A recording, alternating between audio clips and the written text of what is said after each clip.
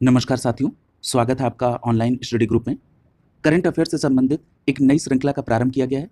इसमें अक्टूबर 2023 से मई 2024 तक के करंट को कंप्लीट कराया जा रहा है। इस क्रम में आज की क्लास में आर्थिक घटनाक्रम के साथ साथ वैज्ञानिक घटनाक्रम को भी कंप्लीट कराया जाएगा। तो चलिए प्रारंभ करते हैं प्रश्नों की श्रृंखला को। और प्रश्नों की ये पहली पार्ट की श्रृंखला आर्थिक घटनाक्रम से संबंधित होगी। इसमें सबसे पहला प्रश्न आपसे पूछा जा रहा है कि 18 अप्रैल 2024 को सार्वजनिक क्षेत्र के किस उपक्रम को नवरत्न कंपनी का दर्जा प्राप्त हुआ है? तो याद रखिएगा, नेशनल फर्टिलाइजर्स लिमिटेड अर्थात एनएफएल को। तो याद रखेंगे, नेशनल फर्टिलाइजर्स लिमिटेड अर्थात एनएफएल को 18 अप्रैल 2024 को नवरत्न कंपनी का दर्जा प्राप्त हुआ है। और इस प्रकार देश में कुल नवरत्न कंपनियों की संख्या कितनी हो गई है? तो याद रखेंगे 17। तो 17 कुल नवरत्न कंपनियां हो गई हैं। और 18 अप्रैल 2024 को जिस कंपनी को नवरत्न का दर्जा प्राप्त हुआ है वो है नेशनल फर्टिलाइजर्स लिमिटेड। अगले प्रश्न में आपसे पूछा जा रहा है कि अप्रैल 2024 में Stockholm International Peace Research Institute अर्थात सिप्री द्वारा जारी विश्व सैन्य खर्च प्रवृत्तियां रिपोर्ट 2023 के अनुसार विश्व के सर्वाधिक सैन्य खर्च करने वाले देशों में भारत का कौन सा स्थान है? तो याद रखेंगे, भारत का चौथा स्थान है। तो यहां पर आपको 3 बातें याद रखनी है। सबसे पहली बात तो ये ध्यान रखनी है कि विश्व के सर्वाधिक सैन्य खर्च वाले देशों की ये जो रिपोर्ट है उसका नाम क्या है? तो उसका नाम है विश्व सैन्य खर्च प्रवृत्तियां रिपोर्ट 2023। और ये रिपोर्ट किसके द्वारा जारी की गई है? तो ये रिपोर्ट जारी की गई है सिप्री के द्वारा। और सिप्री का फुल फॉर्म है Stockholm International Peace Research Institute.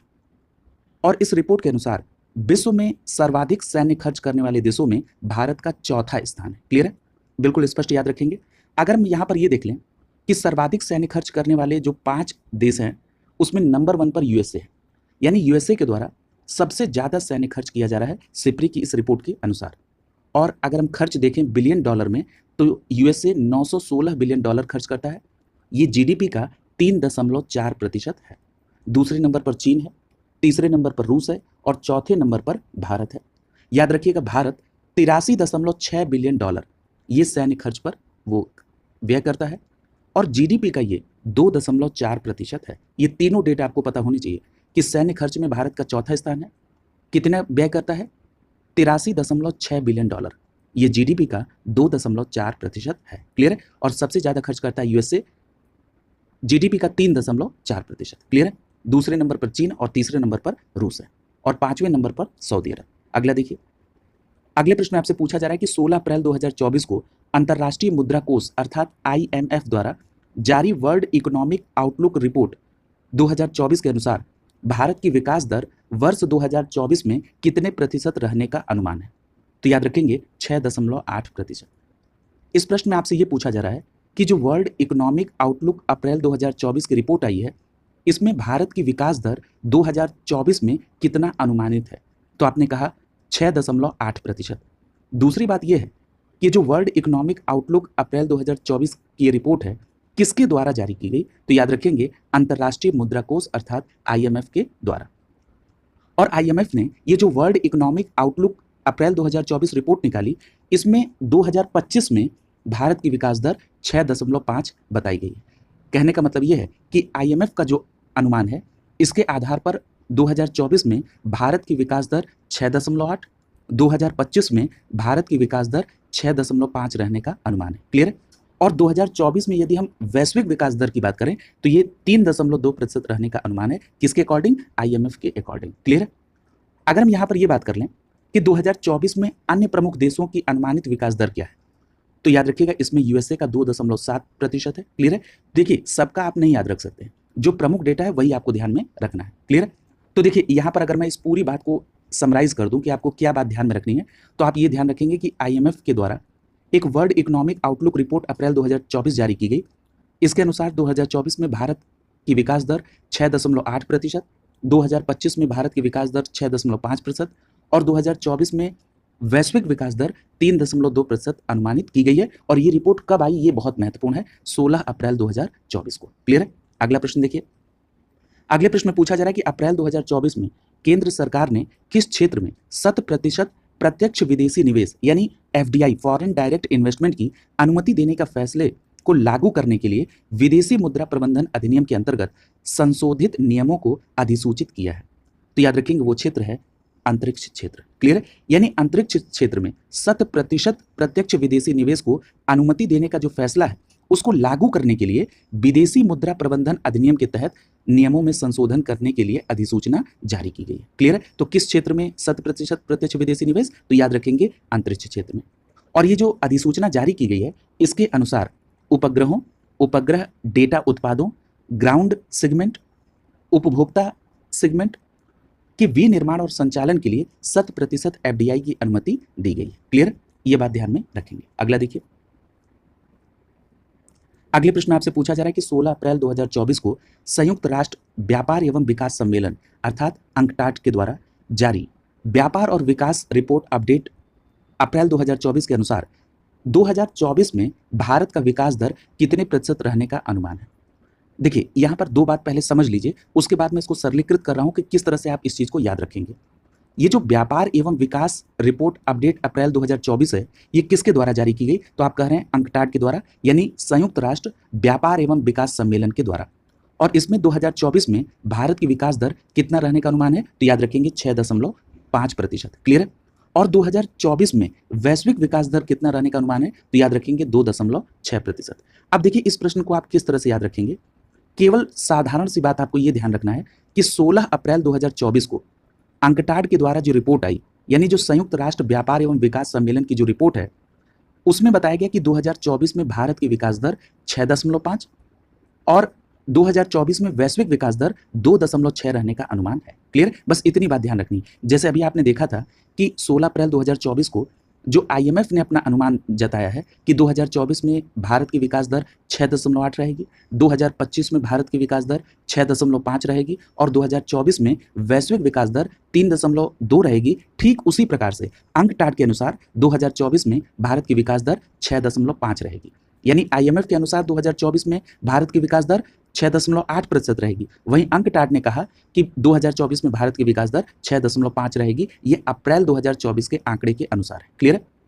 और 2024 में वैश्विक विकास दर आईएमएफ के अनुसार 3.2, तो अंकटाड के अनुसार 2.6 रहने का अनुमान है। क्लियर? अगला देखिए, अगले प्रश्न आपसे पूछा जा रहा है कि अप्रैल 2024 में मनीला फिलीपींस में स्थित एशियाई डेवलपमेंट बैंक यानी एडीबी के द्वारा जारी एशियन डेवलपमेंट आउटलुक 2024 के अनुसार वर्ष 2024 में भारत की विकास दर कितना रहने का अनुमान है? तो यहाँ पर भी दो बातें पहले ध्यान में रखेंगे कि जो एशियन डेवलपमेंट आउटलुक रिपोर्ट 2024 है, ये किसके द्वारा जारी की गई? तो आप कहेंगे एशियन डेवलपमेंट बैंक अर्थात एडीबी के द्वारा। और एडीबी कहाँ पर है? Asian development bank Manila Philippines में। और एडीबी बैंक के द्वारा, यानी एडीबी का जो आंकड़ा है, इसके अनुसार 2024 में भारत की विकास दर 7% रहने का अनुमान है। वहीं 2025 में भारत की विकास दर 7.2% रहने का अनुमान जताया है एडीबी के द्वारा। क्लियर?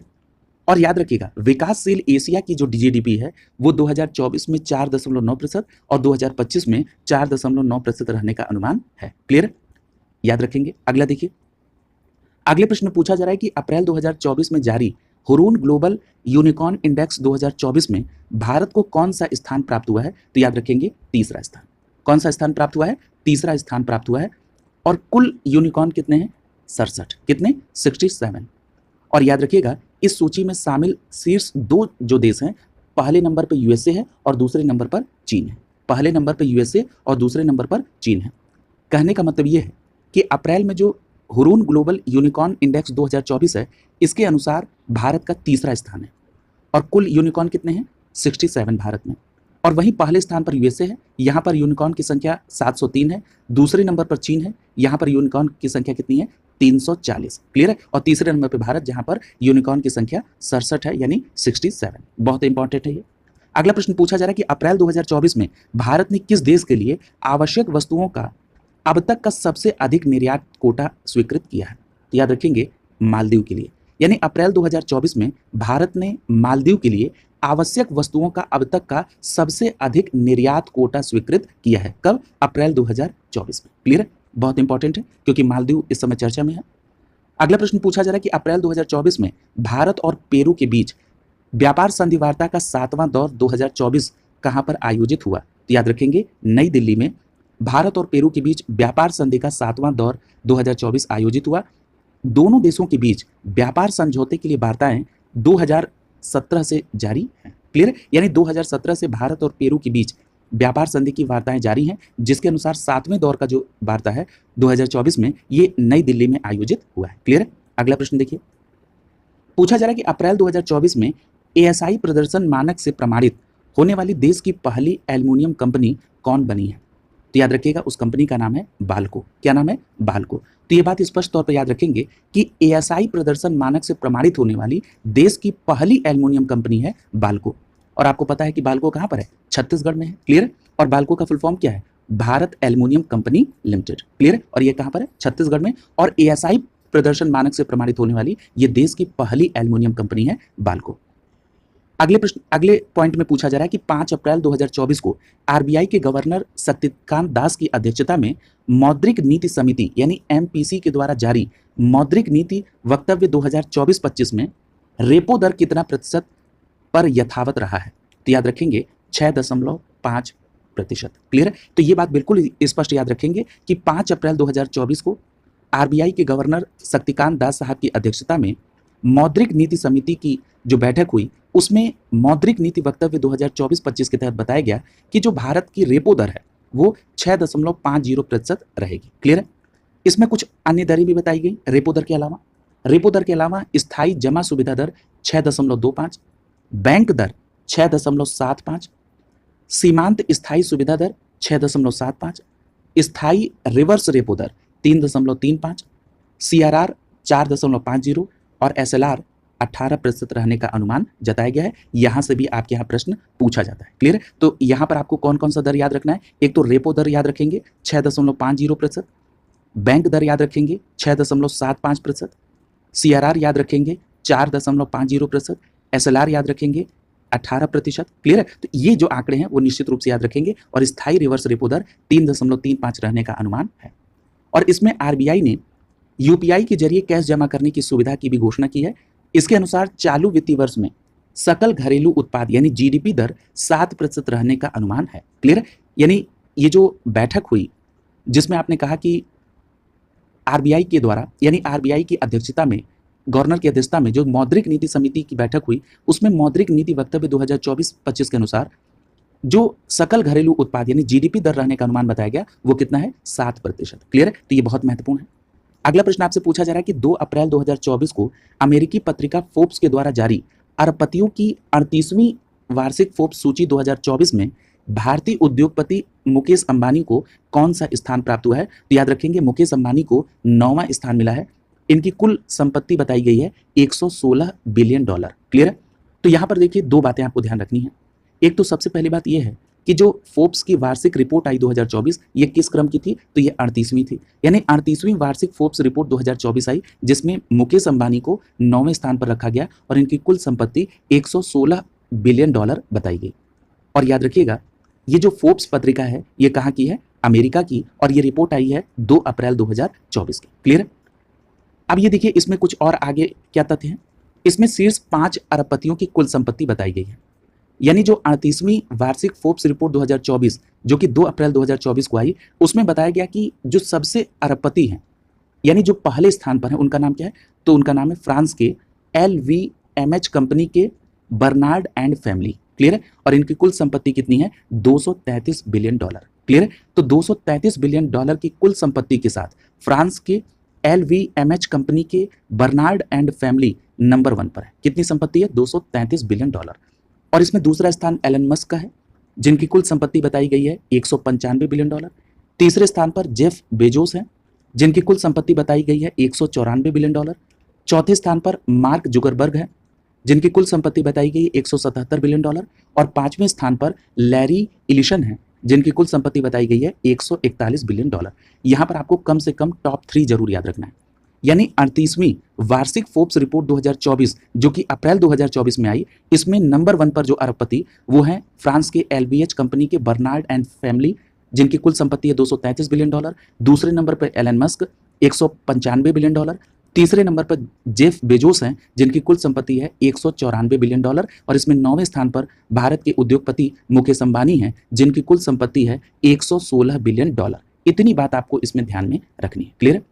और अगर हम ये आपसे प्रश्न पूछ लें कि इस 38वीं वार्षिक फोर्ब्स रिपोर्ट के अनुसार विश्व के सर्वाधिक अरबपति वाले देश कौन से हैं, तो याद रखिएगा सबसे ज्यादा अरबपति हैं 38वीं वार्षिक फोर्ब्स रिपोर्ट के अनुसार यूएसए में कितने, 813। दूसरे नंबर पर चीन है और तीसरे नंबर पर भारत है। भारत सर्वाधिक अरबपतियों वाले देशों की सूची में तीसरे स्थान पर है। यहां पर अरबपतियों की संख्या कितनी बताई गई, 200। क्लियर है। तो यहां पर यूएसए नंबर 1 पर, दूसरे नंबर पर चीन है और तीसरे नंबर पर भारत है। ये जो रैंकिंग है ये 38वीं वार्षिक फोर्ब्स सूची 2024 के अनुसार सर्वाधिक अरबपतियों की संख्या के आधार पर ये देशों का ये क्रम है, यूएसए, चीन और भारत। क्लियर। अगले प्रश्न में पूछा जा रहा है कि मार्च 2024 में जारी ब्रांड फाइनेंस इंश्योरेंस रिपोर्ट 2024 के अनुसार भारत की कौन सी बीमा कंपनी वैश्विक स्तर पर सबसे मजबूत बीमा ब्रांड बनी है। तो याद रखिएगा उस बीमा कंपनी का नाम है भारतीय जीवन बीमा निगम, LIC। कहने का तात्पर्य यह है कि जो ब्रांड फाइनेंस इंश्योरेंस 2024 रिपोर्ट है जो कि मार्च 2024 में प्रकाशित हुई, इसमें भारत की LIC जो बीमा कंपनी है ये वैश्विक स्तर पर सबसे मजबूत बीमा ब्रांड बनी है। क्लियर। तो ये भी बात आप ध्यान में रखेंगे। और LIC का जो ब्रांड मूल्य बताया गया है वो कितना है, 9.8 अरब अमेरिकन डॉलर, 9.8 अरब अमेरिकी डॉलर, जिससे यह भारत की सबसे मूल्यवान PSU बनी है। क्लियर है। अगला प्रश्न देखिए, पूछा जा रहा है कि 26 मार्च 2024 को जारी 13वें हुरून ग्लोबल रिच लिस्ट 2024 में किसे शीर्ष स्थान प्राप्त हुआ है। तो याद रखिएगा 13वें हुरून ग्लोबल रिच लिस्ट 2024 में शीर्ष स्थान पर है एलन मस्क। अब देखिए मैंने आपसे कहा था ना कि अलग अलग ऑर्गेनाइजेशन के द्वारा ये रिपोर्ट आती है। अभी आपने पीछे पढ़ा था कि एक अमेरिका की पत्रिका है फोर्ब्स और उसके अनुसार अरबपतियों की 38वीं वार्षिक फोर्ब्स सूची जारी की गई थी और उसमें उद्योगपतियों की जो लिस्ट दी गई उसमें नंबर 1 पर कौन था, बर्नार्ड एंड फैमिली, यानी जो फ्रांस की LVMH कंपनी है उसके बर्नार्ड एंड फैमिली को पहला स्थान दिया गया था। किसमें, 38वीं फोर्ब्स रिपोर्ट थी अरबपतियों की उसमें, और दूसरे नंबर पर एलन मस्क थे। लेकिन यहां पर जब हम 13वें हुरून ग्लोबल रिच लिस्ट की बात कर रहे हैं तो यहां पर एलन मस्क को पहला स्थान दिया गया। क्लियर है। तो दोनों को आप अंतर करते हुए समझेंगे। और ये जो 13वां हुरून ग्लोबल रिच लिस्ट है इस सूची में जो अरबपतियों की कुल संख्या बताई गई है वो कितनी है, 3279। कितनी है, 3279। अब यहां पर एक बात देखिए, ये जो सूची जारी की गई है इसमें पहले स्थान पर तो आपने देखिए एलन मस्क है। इनकी कुल संपत्ति कितनी है, 231 बिलियन डॉलर। क्लियर है। तो याद रखेंगे 13वें हुरून ग्लोबल रिच लिस्ट 2024 में एलन मस्क पहले स्थान पर हैं। इनकी कुल संपत्ति यहाँ पर 231 बिलियन डॉलर बताई गई है। दूसरे स्थान पर जेफ बेजोस हैं, तीसरे स्थान पर बर्नार्ड अर्नाल्ट हैं, चौथे स्थान पर मार्क जुकरबर्ग है और 5वें स्थान पर लैरी इलिशन है। क्लियर है। तो यहाँ पर आप याद रखेंगे कि 13वां हुरून ग्लोबल रिच लिस्ट 2024 पूछा जाएगा तो एलन मस्क को पहले स्थान पर, जेफ बेजोस को तीसरे पर और बर्नार्ड अर्नाल्ट को तीसरे स्थान पर। लेकिन अगर आपसे 38वीं वार्षिक फोर्ब्स सूची अगर 2024 पूछी जाए अरबपतियों की तो उसमें नंबर 1 पर आप बताएंगे बर्नार्ड एंड फैमिली को, दूसरे नंबर पर एलन मस्क को और तीसरे नंबर पर जेफ बेजोस को। क्लियर है। यहां पर एक बात और याद रखिएगा, अगर हम भारत के परिप्रेक्ष्य में बात कर लें तो जो भारत के अरबपति हैं मुकेश अंबानी, इनका स्थान कौन सा है 13वें हुरून ग्लोबल रिच लिस्ट में। तो याद रखिएगा इनको 10वां स्थान प्राप्त हुआ है और इनकी कुल संपत्ति बताई गई है 115 बिलियन डॉलर की और ये टॉप 10 में एकमात्र भारतीय है। क्लियर है। अब देखिए यहां पर भी अंतर आया, जब आपने अरबपतियों की 38वीं वार्षिक फोर्ब्स सूची देखी थी तो उसमें मुकेश अंबानी का 9वां स्थान था और वहां पर कुल संपत्ति बताई गई थी 116 बिलियन डॉलर की। लेकिन जब आप बात कर रहे हैं 13वें हुरून ग्लोबल रिच लिस्ट की तो उसमें मुकेश अंबानी को 10वां स्थान मिला है और इनकी कुल संपत्ति बताई गई है 115 बिलियन डॉलर की। क्लियर है। तो ये रिपोर्ट का अंतर करके आप ध्यान में रखेंगे। और इस प्रकार ये जो मुकेश अंबानी है इन्होंने एशिया के सबसे अमीर व्यक्ति बनने का भी खिताब बरकरार रखा है। अगर हम अगला डेटा देखें कि सबसे अधिक अरबपति वाले 3 शीर्ष देश कौन से हैं तो देखिए यहां पर भी अंतर दिख रहा है। जो 13वां हुरून ग्लोबल रिच लिस्ट है इसमें नंबर 1 पर चीन है, दूसरे पर यूएसए है और तीसरे पर भारत है। और चीन में अरबपतियों की संख्या 814, यूएसए में 800 और भारत में 271। लेकिन जब आपने अरबपतियों की 38वीं वार्षिक फोर्ब्स सूची 2024 देखी थी तो उसमें नंबर 1 पर यूएसए था, दूसरे नंबर पर चीन और तीसरे नंबर पर भारत था। क्लियर है। तो ये अंतर जरूर आप याद करके रखेंगे। अगला देखिए, अगला प्रश्न आपसे पूछा जा रहा है कि मार्च 2024 में केंद्र सरकार ने किस निर्माण परियोजना को मंजूरी दी है। तो याद रखेंगे भारत श्रीलंका सेतु निर्माण परियोजना की। क्लियर है। और इस परियोजना के तहत भारत से श्रीलंका के बीच 23 किलोमीटर लंबा लैंड कॉरिडोर सेतु का निर्माण किया जा रहा है। क्लियर है। तो याद रखेंगे मार्च 2024 में भारत और श्रीलंका के बीच सेतु निर्माण परियोजना को मंजूरी दी और ये कितने किलोमीटर लंबा होगा, 23 किलोमीटर लंबा। अगला देखिए, अगले प्रश्न आपसे पूछा जा रहा है कि 7 मार्च 2024 को कृषि एवं किसान कल्याण मंत्रालय भारत सरकार के द्वारा बागवानी फसलों के उत्पादन के पहले अग्रिम अनुमान 2023-24 के अनुसार कुल बागवानी उत्पादन कितने मिलियन टन रहने का अनुमान है? तो याद रखेंगे 355.25 मिलियन टन। यानी यहाँ पर ये बात आपको ध्यान रखना है कि जो बागवानी फसलों के उत्पादन के पहले अग्रिम अनुमान आए हैं 2023-24 के, इसके अनुसार कुल बागवानी उत्पादन 355.25 मिलियन टन रहने का अनुमान है और यह आंकड़ा 7 मार्च 2024 को कृषि एवं किसान कल्याण मंत्रालय भारत सरकार द्वारा जारी किया गया। कितना है कुल बागवानी उत्पादन, कितना अनुमान है? 355.25 मिलियन टन। अगला देखिए, अगला बताया जा रहा है कि 7 मार्च 2024 को कृषि एवं किसान कल्याण मंत्रालय भारत सरकार के द्वारा जारी बागवानी फसलों के उत्पादन के अंतिम अनुमान किसके संदर्भ में? 2022-23 के संबंध में कुल बागवानी उत्पादन कितने टन रहने का अनुमान है? तो आपका जवाब होगा 355.48 मिलियन टन। कितना? 355.48 मिलियन टन। यानी ये दोनों बातें आप समझ गए।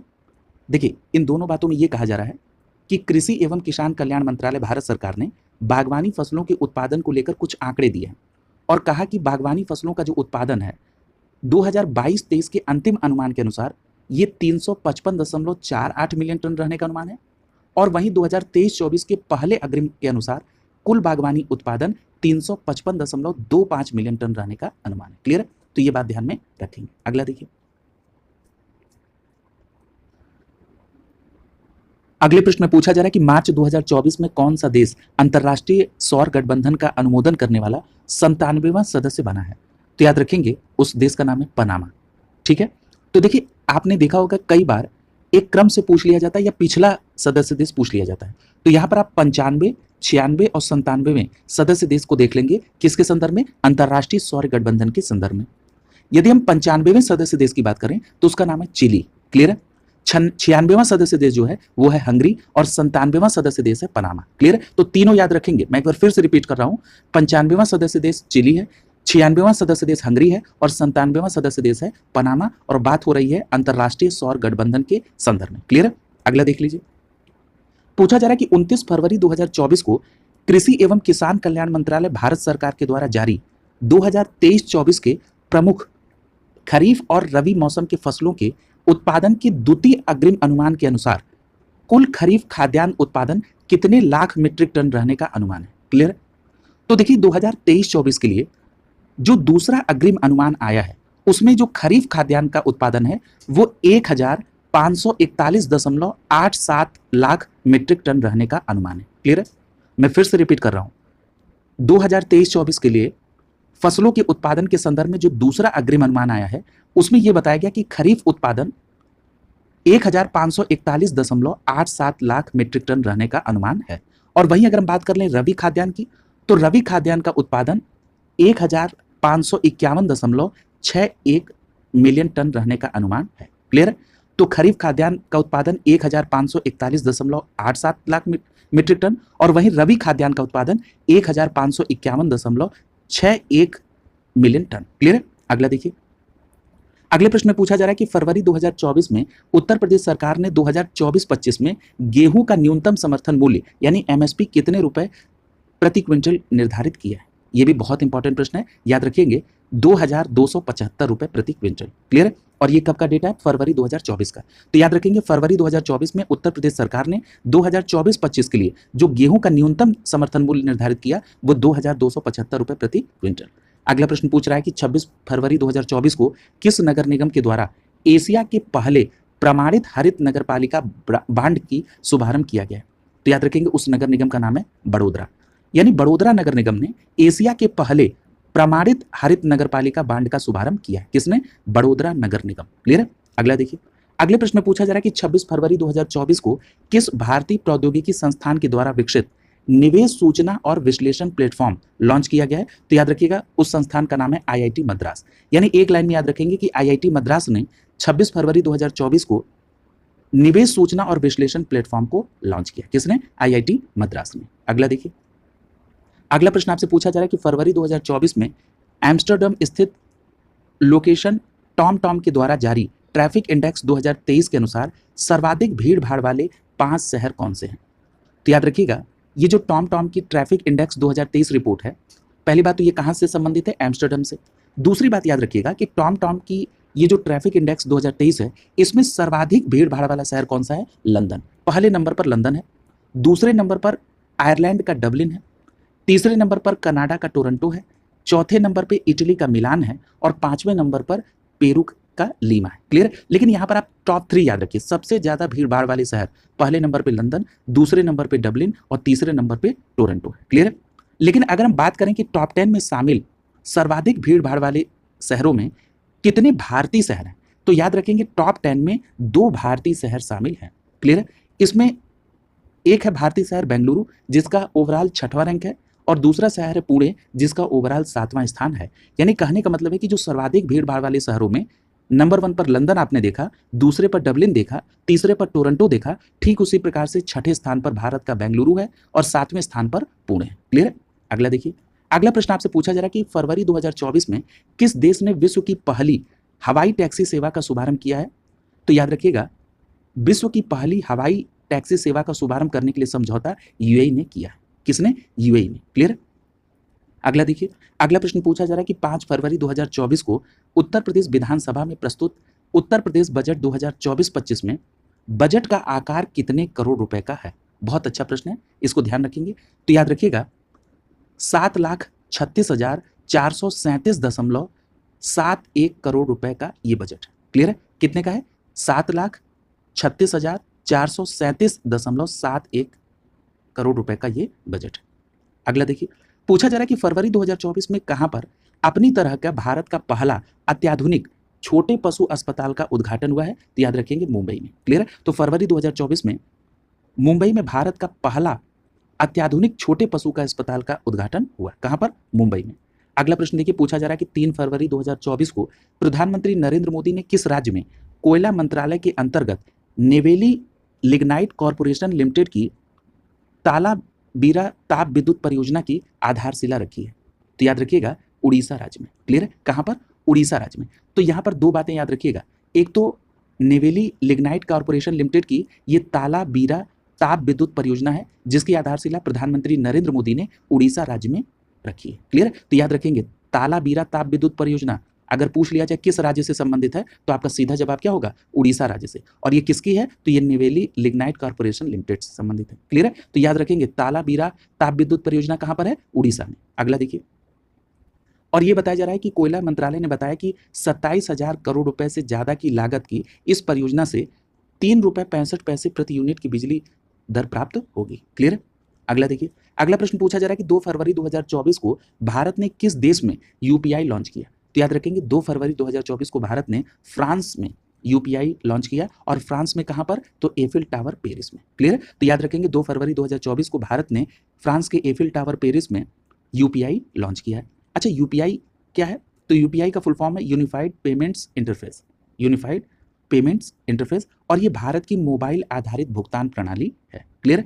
और इसे किसके द्वारा विकसित किया गया? तो याद रखेंगे भारतीय राष्ट्रीय भुगतान निगम यानी एनपीसीआई के द्वारा 2016 में विकसित किया गया। बहुत इंपॉर्टेंट है, याद रखेंगे यूपीआई 2 फरवरी 2024 को फ्रांस के एफिल टावर पेरिस में इसको लॉन्च किया गया। यूपीआई का मतलब यूनिफाइड पेमेंट्स इंटरफेस, जो कि एक मोबाइल आधारित भुगतान प्रणाली है। और इसको विकसित किसने किया? इंपॉर्टेंट है, भारतीय राष्ट्रीय भुगतान निगम ने, यानी जिसको शॉर्ट फॉर्म में एनपीसीआई कहते हैं, 2016 में। अगला देखिए, अगले प्रश्न में पूछा जा रहा है कि 1 फरवरी 2024 को किसने सागर सेतु हेतु मैरीटाइम सिंगल विंडो और मर्केटाइल मरीन डिपार्टमेंट यानी एमएमडब्ल्यू मॉड्यूल लॉन्च किया है? तो यह है केंद्रीय पत्तन पोत परिवहन और जलमार्ग मंत्री सर्बानंद सोनोवाल। यानी सर्बानंद सोनोवाल जी ने सागर सेतु में मैरीटाइम सिंगल विंडो और मर्केटाइल मरीन डिपार्टमेंट यानी एमएमडब्ल्यू मॉड्यूल को लॉन्च किया है। और ये सर्बानंद सोनोवाल कौन मंत्री हैं? केंद्रीय पत्तन पोत परिवहन और जलमार्ग मंत्री। क्लियर। अगला देखिए, अगला प्रश्न आपसे पूछा जा रहा है कि 31 जनवरी 2024 को भारतीय रिजर्व बैंक अर्थात आरबीआई ने किस बैंक के विरुद्ध कार्रवाई की है? तो याद रखेंगे आरबीआई ने पेटीएम पेमेंट्स बैंक लिमिटेड यानी पीपीबीएल के खिलाफ कार्रवाई की है। किसके खिलाफ? पेटीएम पेमेंट्स बैंक लिमिटेड यानी पीपीबीएल के खिलाफ। अब ये जो पेटीएम पेमेंट्स बैंक लिमिटेड के खिलाफ आरबीआई ने कार्रवाई की है किस अधिनियम के अंतर्गत? तो याद रखेंगे बैंकारी विनिमय अधिनियम 1949 की धारा 35A के तहत। क्लियर। और यहां पर आरबीआई ने पीपीबीएल पर क्या निर्देश दिए हैं?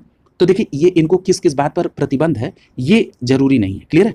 इसको ध्यान में रखने की ये कोई बहुत जरूरी नहीं, बेसिक बात बस आपको ध्यान में रखना है इतना, ये बहुत टेक्निकल है उसमें अंदर। ये पूछे जाने का कोई औचित्य नहीं है। बस इसमें आपको देखिए दो बातें ध्यान रखनी है। सबसे पहली बात तो ये ध्यान रखनी है कि आरबीआई के द्वारा 31 जनवरी 2024 को पेटीएम पेमेंट्स बैंक लिमिटेड यानी पीपीबीएल के खिलाफ कार्रवाई की गई और आरबीआई की यह कार्रवाई बैंककारी विनिमय अधिनियम 1949 की धारा 35A के अंतर्गत थी। क्लियर है? अगला देखिए। और इसमें इसके पूर्व आरबीआई ने मार्च 2022 में पीपीबीएल को नए ग्राहकों को शामिल करने से रोकने का भी आदेश जारी किया था। अगले प्रश्न में पूछा जा रहा है कि 1 फरवरी 2024 को केंद्रीय मंत्रिमंडल ने पशुपालन और संरचना विकास कोष अर्थात AHIDF को कितने करोड़ रुपए की परिव्यय के साथ वर्ष 2025-26 तक अगले 3 वर्षों के लिए जारी रखने की मंजूरी दी है। तो याद रखिएगा ये जो लागत है वो कितना परिव्यय है, ये है 29,610.25 करोड़ रुपए। क्लियर है? तो यहाँ पर अगर हम इस पूरी बात को समराइज करें तो 1 फरवरी 2024 को केंद्रीय मंत्रिमंडल ने पशुपालन और संरचना विकास कोष यानी AHIDF को 29,610.25 करोड़ रुपए के परिव्यय के साथ 2025-26 तक अगले 3 वर्षों के लिए जारी रखने की मंजूरी प्रदान की है। अगला देखिए। अगले प्रश्न में पूछा जा रहा है कि 29 जनवरी 2024 को NTPC हरित एनर्जी लिमिटेड ने प्रति वर्ष 1 मिलियन टन क्षमता तक हरित हाइड्रोजन और डेरिवेटिव यानी हरित अमोनिया, हरित मेथेनॉल विकास करने के लिए किस राज्य सरकार के साथ समझौते ज्ञापन पर हस्ताक्षर किए हैं? तो वो राज्य सरकार है महाराष्ट्र। कहने का मतलब ये है कि 29 जनवरी 2024 को NTPC हरित एनर्जी लिमिटेड ने प्रति वर्ष 1 मिलियन टन क्षमता तक हरित हाइड्रोजन और डेरिवेटिव विकास के लिए महाराष्ट्र सरकार के साथ समझौता किया है। क्लियर? और ये जो समझौता हुआ है NTPC हरित एनर्जी लिमिटेड और महाराष्ट्र सरकार के बीच, इसमें 2 गीगावाट के पंप स्टोरेज परियोजनाओं सहित राज्य में 5 गीगावाट तक भंडार के साथ अक्षय ऊर्जा परियोजनाओं का विकास इसमें शामिल है। बस इसमें एक बात मोटी मोटी जो आपको ध्यान रखनी है कि हरित हाइड्रोजन और डेरिवेटिव विकास के लिए NTPC हरित एनर्जी लिमिटेड ने महाराष्ट्र सरकार के साथ समझौता किया है। अगला प्रश्न पूछा जा रहा है कि 25 जनवरी 2024 को सिंगापुर के शीर्ष नियोक्ता संस्थान ने भारत में शीर्ष नियोक्ता 2024 के रूप में सार्वजनिक क्षेत्र के किस उपक्रम को प्रमाणित किया है? तो वो है NTPC लिमिटेड। क्लियर है? अगला देखिए। अगला प्रश्न पूछा जा रहा है कि जनवरी 2024 में किस देश ने भारत को लगभग $4 अरब में 31 शस्त्र, ड्रोन और मिसाइल बेचने की मंजूरी दी है? तो वो है अमेरिका। क्लियर है? यानी अमेरिका ने जनवरी 2024 में भारत को $4 अरब में 31 सशस्त्र ड्रोन और मिसाइल बेचने को मंजूरी दी है। किसने? अमेरिका ने। $4 अरब में 31 सशस्त्र ड्रोन और मिसाइल। अगला प्रश्न पूछा जा रहा है कि जनवरी 2024 में वॉशिंगटन DC स्थित अंतर्राष्ट्रीय मुद्रा कोष अर्थात IMF के द्वारा जारी वर्ल्ड इकोनॉमिक आउटलुक 2024 के अनुसार 2024 में भारत की विकास दर कितना रहने का अनुमान है? अब देखिए, ये जनवरी 2024 में जारी की गई। आपने स्टार्टिंग में भी IMF की एक वर्ल्ड इकोनॉमिक आउटलुक रिपोर्ट को देखा था। क्लियर है? अब जरा दोनों को कंपेयर करिए। जब जनवरी में अंतर्राष्ट्रीय मुद्रा कोष यानी IMF ने 2024 में भारत की विकास दर अनुमानित की थी, तो जनवरी में अनुमानित किया था 6.5%।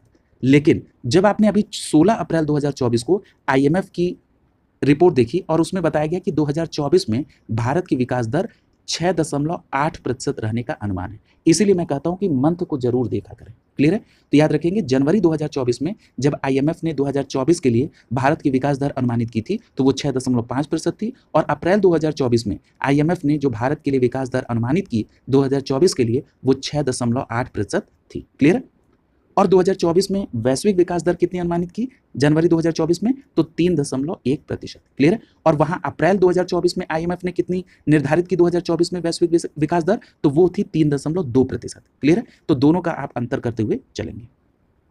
अगला प्रश्न पूछ रहा है कि जनवरी 2024 में कौन सी कंपनी विश्व की सबसे मूल्यवान कंपनी बनी है? तो याद रखेंगे माइक्रोसॉफ्ट। यानी जनवरी 2024 में माइक्रोसॉफ्ट विश्व की सबसे मूल्यवान कंपनी बनी है। अगला प्रश्न पूछा जा रहा है कि जनवरी 2024 में कौन यूनिकॉर्न बनने वाली भारत की पहली AI कंपनी बनी है? तो याद रखेंगे, यूनिकॉर्न बनने वाली भारत की पहली AI कंपनी का नाम है कृत्रिम। क्या नाम है? कृत्रिम। क्लियर है? तो याद रखेंगे, कृत्रिम ये यूनिकॉर्न बनने वाली भारत की पहली AI कंपनी है। क्या नाम है? कृत्रिम।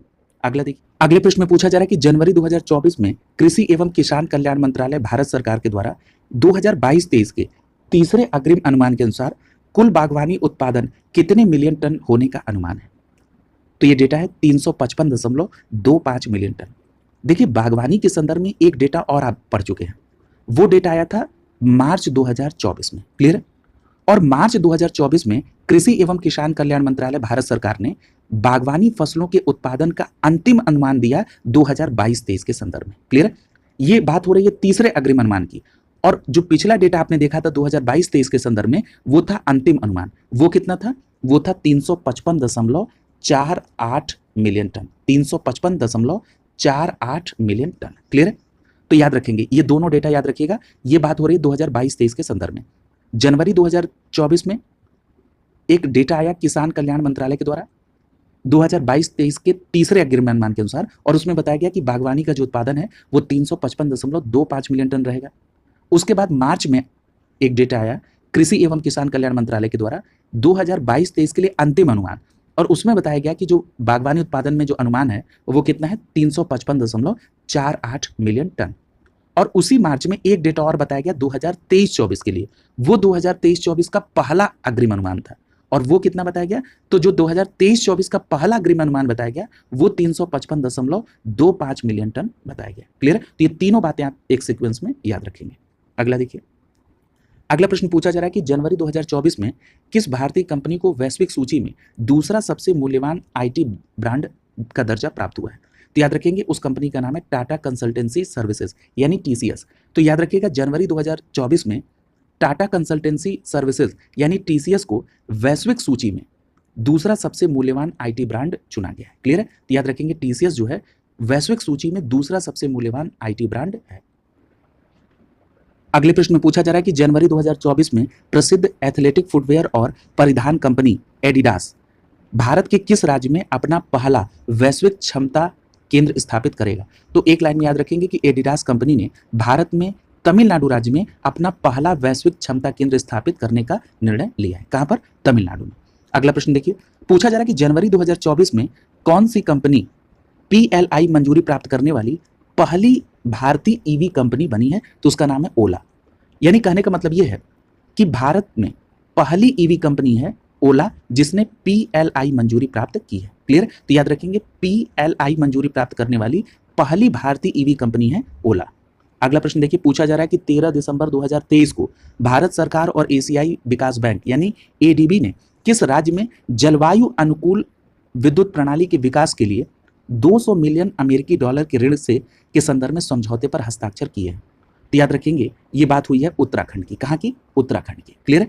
तो ये बात स्पष्ट तौर पर आपको ध्यान में रखना है कि भारत सरकार और एडीबी के बीच 200 मिलियन अमेरिकी डॉलर को लेकर एक समझौता हुआ।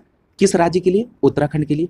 किस क्षेत्र के लिए? तो जलवायु अनुकूल विद्युत प्रणाली के विकास के लिए, क्लियर है। उत्तराखंड राज्य में जलवायु अनुकूल विद्युत प्रणाली के विकास के लिए भारत सरकार और एडीबी ने मिलकर 200 मिलियन अमेरिकी डॉलर के लिए एक ऋण समझौते पर हस्ताक्षर किए हैं। अगला प्रश्न पूछ रहा है कि 12 दिसंबर 2023 को वित्त मंत्रालय के द्वारा जारी प्रेस विज्ञप्ति के अनुसार अटल पेंशन योजना यानी एपीवाई के तहत कुल नामांकन कितने करोड़ के आंकड़े को पार कर दिया है? तो याद रखिएगा अटल पेंशन योजना में जो नामांकन का आंकड़ा है वो 6 करोड़ से पार चला गया है, क्लियर है। तो ये बात भी ध्यान रखेंगे। और एक बात और याद रखिएगा, कई बार ये भी पूछ लिया जाता है कि ये जो अटल पेंशन योजना है ये किस लिए बनाई गई थी? तो याद रखिएगा अटल पेंशन योजना असंगठित क्षेत्रों में काम करने वाले को ध्यान में रखकर बनाई गई थी, और ये 9 मई 2015 को लॉन्च किया गया था, क्लियर है। तो ये बात भी आप ध्यान में रखेंगे। अगला देखिए,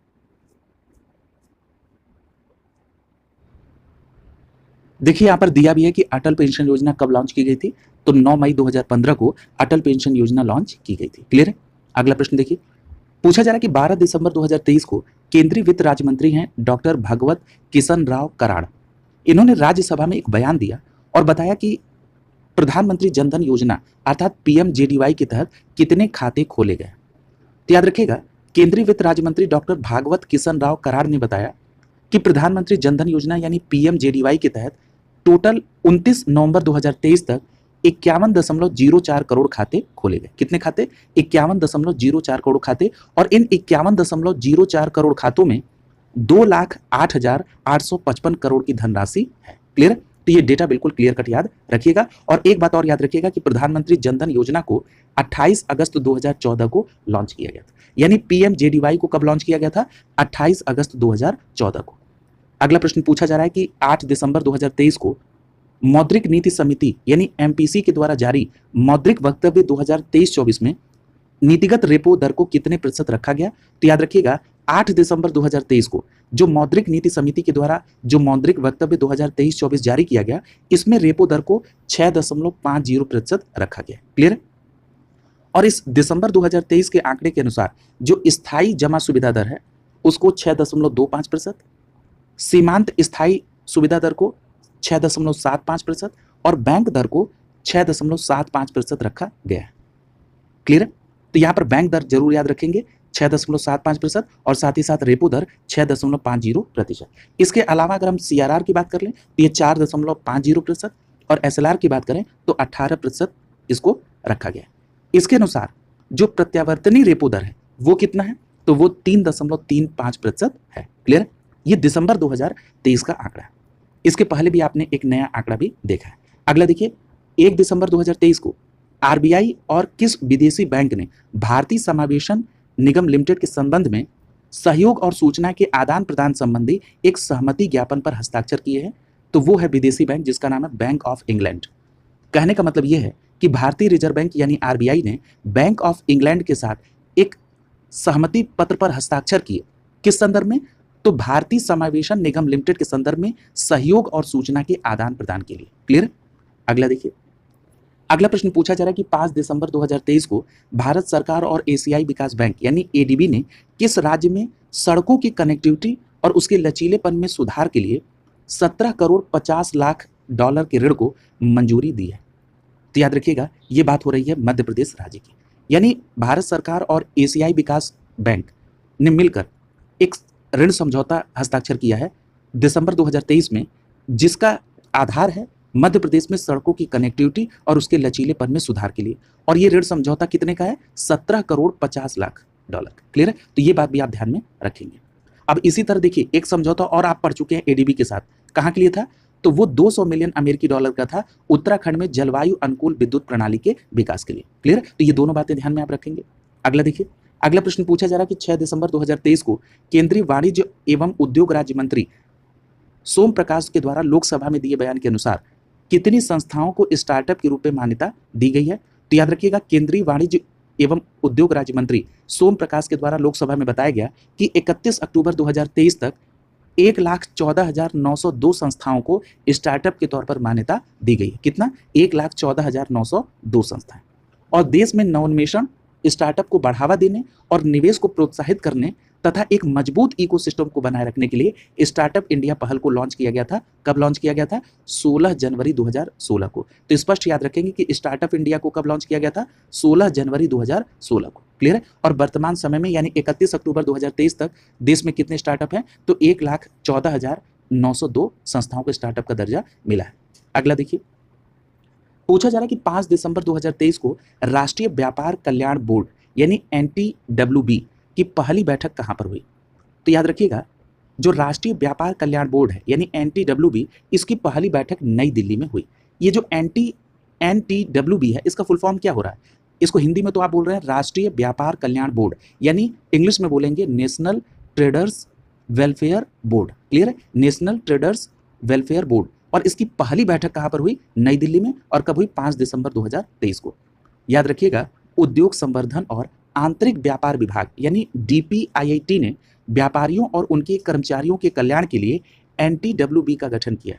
और NTWB का गठन कब हुआ था? 2019 में। ये भी बात आपको ध्यान में रखना है कि NTWB का गठन 2019 में हुआ और इसकी पहली बैठक नई दिल्ली में 5 दिसंबर 2023 को हुई। और NTWB के अध्यक्ष कौन है? तो याद रखेंगे सुनील जे सिंघी। क्या नाम है? सुनील जे सिंघी। ये NTWB के अध्यक्ष। क्लियर? अगला देखिए, अगले प्रश्न में पूछा जा रहा है कि हाल ही में केंद्रीय मंत्रिमंडल ने कब 16वें वित्त आयोग के लिए शर्तों को मंजूरी दी है? तो यहां पर याद रखिएगा 29 नवंबर 2023 को। तो याद रखेंगे 29 नवंबर 2023 को केंद्रीय मंत्रिमंडल ने 16वें वित्त आयोग के लिए शर्तों को मंजूरी दी है। अगले प्रश्न में पूछा जा रहा है कि केंद्र सरकार द्वारा 16वें वित्त आयोग की सिफारिशों को स्वीकार किए जाने के क्रम में कब से शुरू होने वाली 5 वर्षों की अवधि इसकी होगी? तो याद रखेंगे ये प्रारंभ होगी अवधि 1 अप्रैल 2026 से। क्लियर है? अगला देखिए, अगला जो है ये पूछा जा रहा है 15वें वित्त आयोग के संदर्भ में कि इसका गठन कब हुआ था? तो याद रखिएगा 15वें वित्त आयोग का गठन 27 नवंबर 2017 को हुआ था और वर्ष 2020-21 से 2024-25 तक की 5 वर्ष की अवधि के लिए ये 15वां वित्त आयोग था। और इस 15वें वित्त आयोग के अध्यक्ष कौन? तो याद रखेंगे एन.के. सिंह साहब। क्लियर है? और अगले प्रश्न में पूछा जा रहा है कि जो वित्त आयोग है इसके संदर्भ में संविधान में कौन सा अनुच्छेद है? तो याद रखेंगे वित्त आयोग का गठन अनुच्छेद 280 के सब क्लॉज 1 के तहत होता है। क्लियर है? तो ये बातें आपने देखी वित्त आयोग के संदर्भ में। यहां पर एक बात और आपको मैं रिकॉल करा दूं, पिछली क्लास में आपने पढ़ा था कि वित्त आयोग में जो 16वां वित्त आयोग है इसके अध्यक्ष कौन बने हैं? तो याद रखिएगा अरविंद पनगड़िया। अरविंद पनगड़िया साहब 16वें वित्त आयोग के अध्यक्ष बने हैं। और आपको पता है कि अरविंद पनगड़िया साहब नीति आयोग के पूर्व उपाध्यक्ष रह चुके हैं। इसके साथ ही साथ आपने 16वें वित्त आयोग में 4 पूर्णकालिक सदस्यों के नाम को भी देखा था। मैं फिर से रिकॉल करा रहा हूं, 16वें वित्त आयोग में जो 4 पूर्णकालिक सदस्य थे उसमें पहला नाम था अजय नारायण झा का, दूसरा नाम डॉक्टर निरंजन राजाध्यक्ष का, तीसरा नाम एनी जॉर्ज मैथ्यू का और चौथा नाम था डॉक्टर सौम्य कांति घोष का। क्लियर है? तो ये चारों नाम आप याद रखेंगे 16वें वित्त आयोग के पूर्णकालिक सदस्य के तौर पर। और ये जो वित्त आयोग है ये किस भाग में आएगा? तो भाग 12 में। क्लियर है? अगला प्रश्न देखिए। अगला प्रश्न पूछा जा रहा है कि 7 नवंबर 2023 को केंद्रीय वित्त मंत्री निर्मला सीतारमण ने कहां पर 12 जीएसटी सेवा केंद्रों की शुरुआत की है? तो याद रखेंगे केंद्रीय वित्त मंत्री ने गुजरात के वापी में 12 जीएसटी सेवा केंद्रों का शुभारंभ किया है। क्लियर है? कहां पर? वापी, गुजरात में। अगला प्रश्न पूछ रहा है कि 6 नवंबर 2023 को केंद्र सरकार के द्वारा कितने रुपए प्रति किलोग्राम पर भारत आटा ब्रांड को लॉन्च किया गया है? तो देखिए केंद्र सरकार ने भारत आटा ब्रांड को लॉन्च किया है और इसमें जो मूल्य निर्धारित किया गया आटा का वो है 27 रुपए 50 पैसे प्रति किलोग्राम। कितना है? 27 रुपए 50 पैसे प्रति किलोग्राम। अगला देखिए। अगले प्रश्न में पूछा जा रहा है कि 23 नवंबर 2023 को राष्ट्रीय काजू दिवस के अवसर पर कृषि और प्रसंस्कृत खाद्य उत्पाद विकास प्राधिकरण अर्थात एपीडा ने किन देशों को काजू निर्यात की सुविधा प्रदान की है? तो यहां पर देखिए बांग्लादेश, कतर, मलेशिया और संयुक्त राज्य अमेरिका, इनको काजू निर्यात सुविधा प्रदान की है। किसने? एपीडा ने। एपीडा क्या है? कृषि और प्रसंस्कृत खाद्य उत्पाद विकास प्राधिकरण। और किस अवसर पर? राष्ट्रीय काजू दिवस के अवसर पर। और राष्ट्रीय काजू दिवस कब मनाया गया? 23 नवंबर 2023 को। क्लियर है? अगला देखिए। और इस प्रकार यहां पर आर्थिक परिदृश्य कंप्लीट हो गया है। अब हम लोग वैज्ञानिक परिदृश्य के अंतर्गत प्रश्नों को कवर करें। इसमें पहला प्रश्न पूछा जा रहा है कि 18 अप्रैल 2024 को रक्षा अनुसंधान एवं विकास संगठन अर्थात डीआरडीओ के द्वारा कहां से स्वदेशी तकनीक से निर्मित क्रूज मिसाइल का सफल परीक्षण किया गया?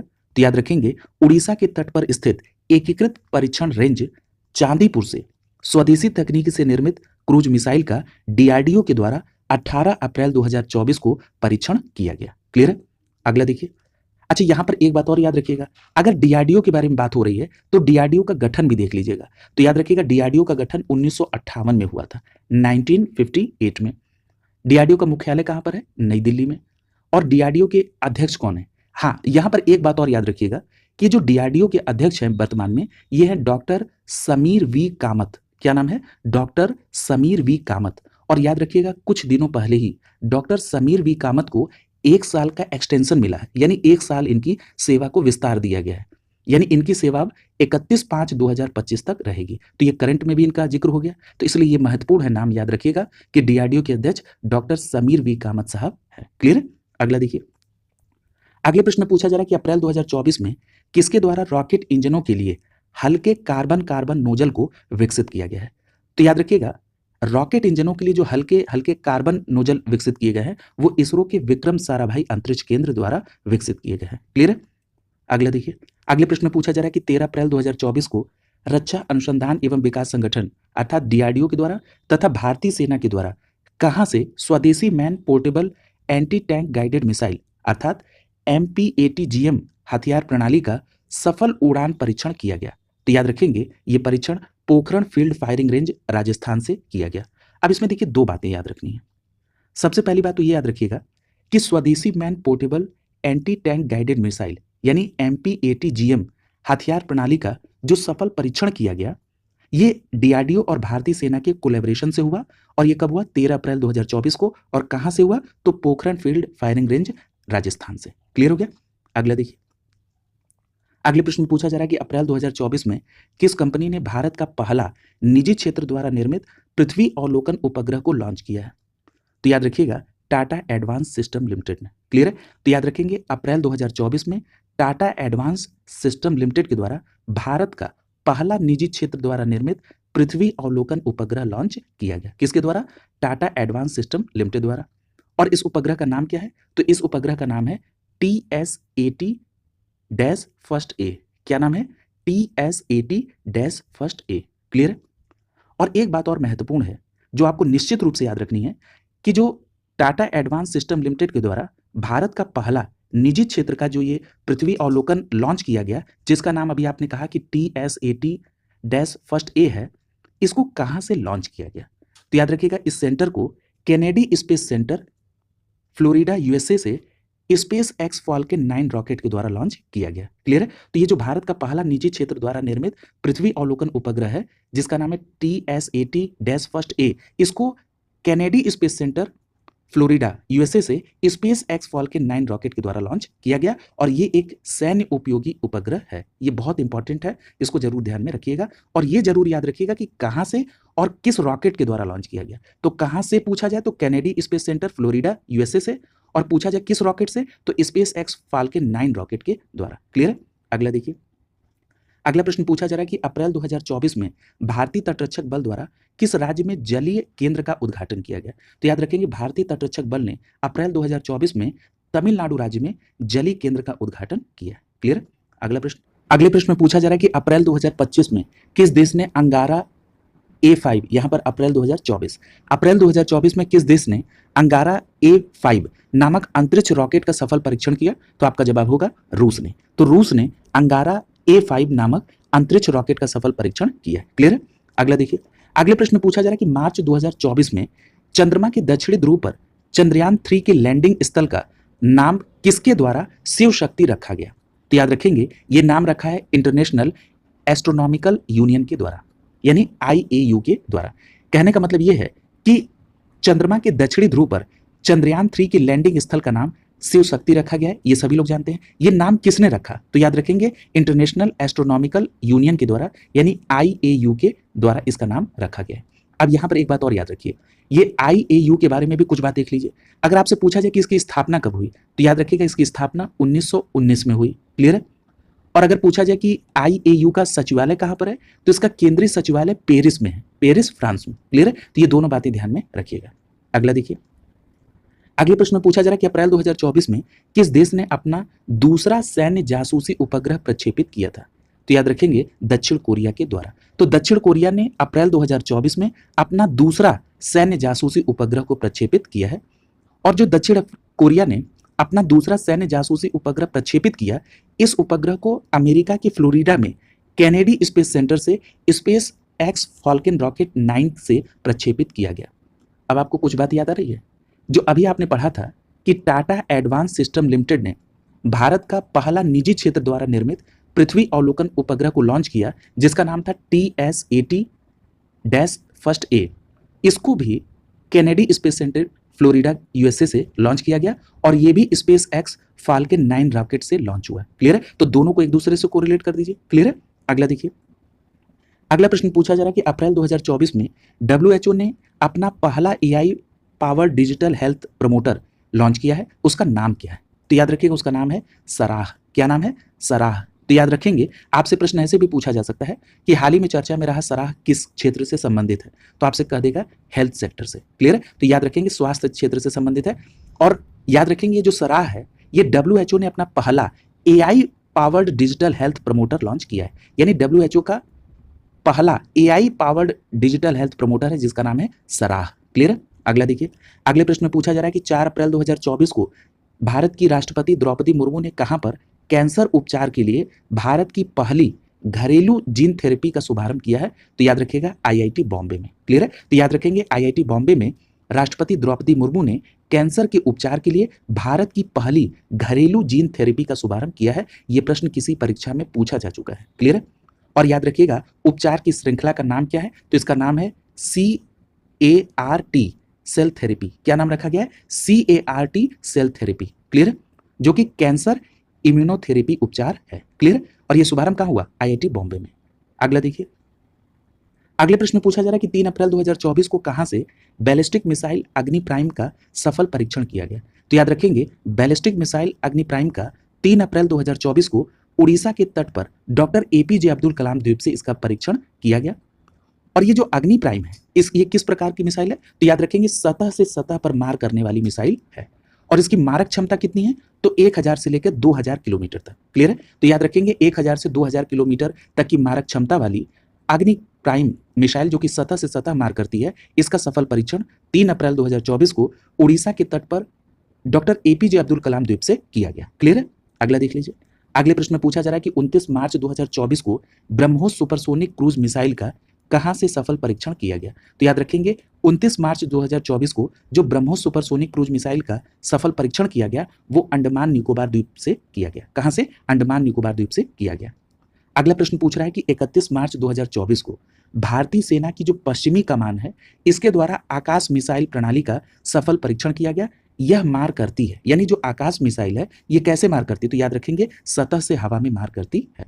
और सतह से हवा में मार करने वाली जो आकाश मिसाइल है इसका परीक्षण भारतीय सेना की पश्चिमी कमान ने 31 मार्च 2024 को किया है। क्लियर है, तो आकाश मिसाइल सतह से हवा में। अगला देखिए,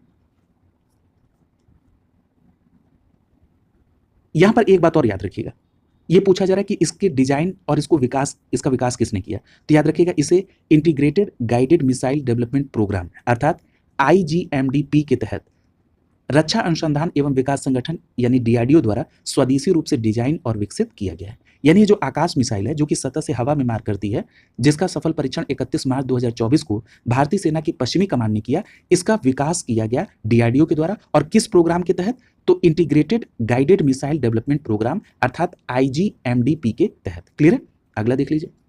अगला प्रश्न आपसे पूछा जा रहा है कि अप्रैल 2024 में हिंदुस्तान एरोनॉटिक्स लिमिटेड यानी HAL ने किस देश की सेना को 2 डोर्नियर 228 विमान सौंपे हैं।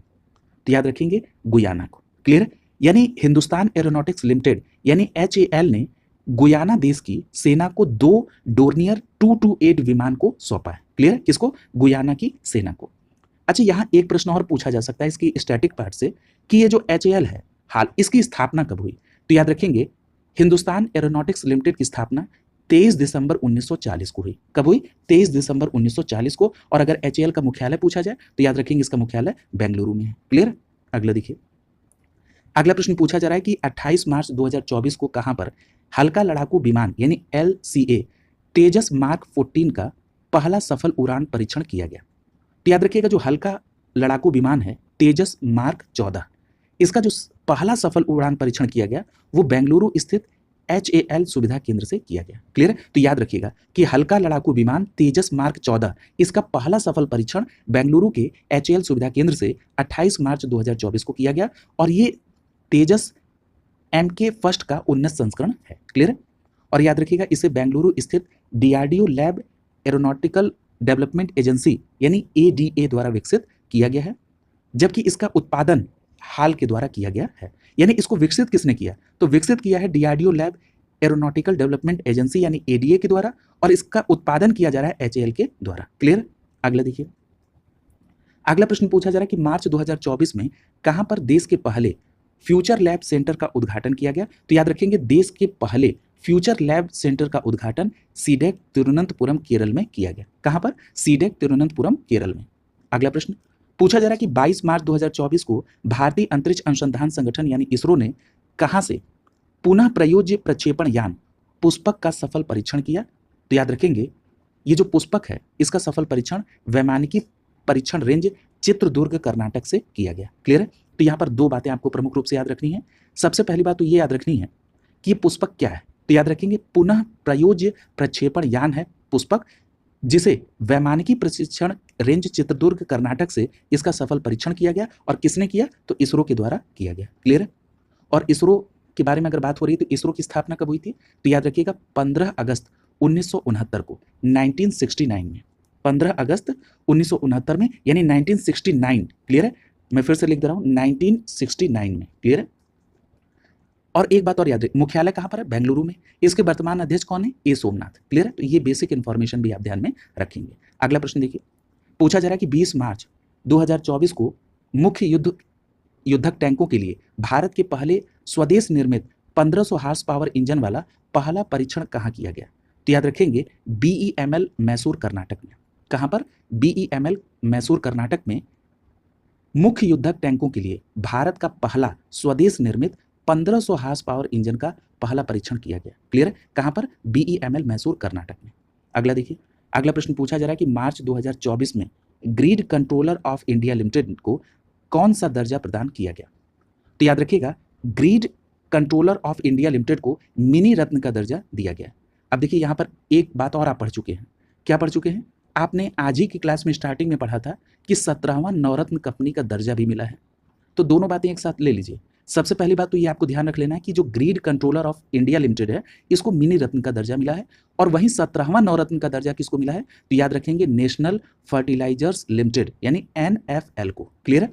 अगला देखिए, अगले प्रश्न में पूछा जा रहा है कि मार्च 2024 में अहमदाबाद क्षेत्र के विकास के लिए भारत ने एशियाई डेवलपमेंट बैंक यानी ADB के साथ कितनी धनराशि का ऋण समझौता किया है? तो याद रखेंगे $181 मिलियन का। यानी अहमदाबाद के विकास के लिए भारत ने ADB के साथ $181 मिलियन के ऋण का समझौता किया है। अगले प्रश्न में पूछा जा रहा है कि 11 मार्च 2024 को DRDO के द्वारा मिशन दिव्यास्त्र के तहत MIRV प्रौद्योगिकी से सुसज्जित अग्नि 5 का पहला सफल उड़ान परीक्षण कहां से किया गया? तो आपका जवाब होगा उड़ीसा के डॉक्टर APJ अब्दुल कलाम द्वीप से।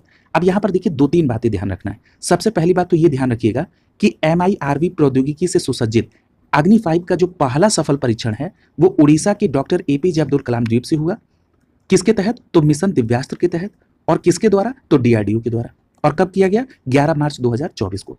अब यहाँ पर MIRV प्रौद्योगिकी दिया है, तो MIRV का फुल फॉर्म क्या होता है? MIRV का फुल फॉर्म होता है multiple independently entry vehicle. Multiple independently entry vehicle. Clear? और इससे ये सुसज्जित है अग्नि 5।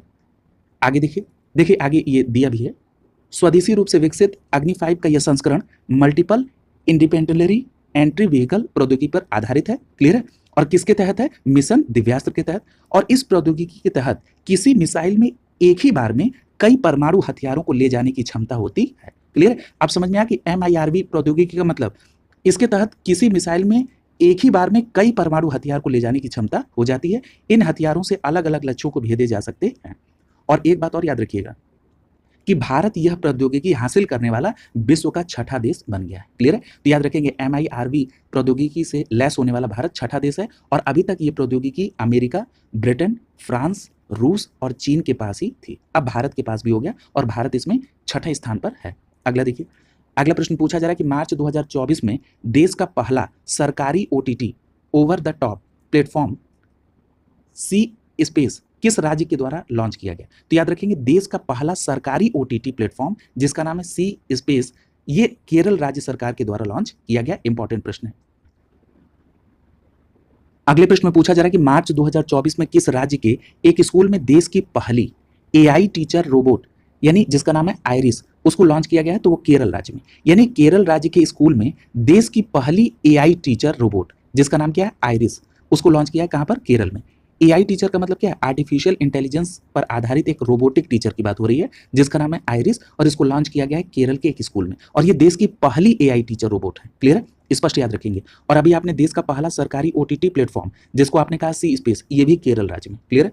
अगला देखिए, अगला प्रश्न आपसे पूछा जा रहा है कि 6 मार्च 2024 को INAS 334 हेलीकॉप्टर सी हॉक्स को किस सेना में शामिल किया गया? तो याद रखेंगे भारतीय सेना में।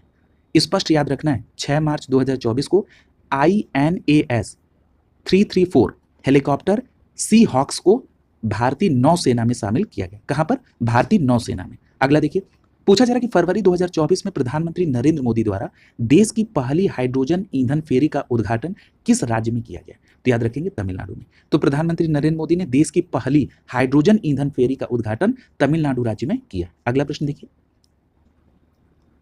अगले प्रश्न में पूछा जा रहा है कि 28 से 29 फरवरी 2024 के मध्य रक्षा अनुसंधान एवं विकास संगठन यानी DRDO के द्वारा बहुत कम दूरी की वायु रक्षा प्रणाली यानी VSHOR ADS कहां से सफल परीक्षण किया गया? तो याद रखेंगे एकीकृत परीक्षण रेंज यानी ITR चांदीपुर उड़ीसा से। क्लियर है? तो यहां पर दो बातें ध्यान रखना है। एक तो सबसे पहली बात कि इसका सफल परीक्षण किसने किया, डीआरडीओ ने, और ये बहुत कम दूरी की वायु रक्षा प्रणाली है जिसको कह रहे हैं शॉर्ट फॉर्म में VSHORADS, और कहां से, चांदीपुर उड़ीसा से इसका सफल परीक्षण किया गया।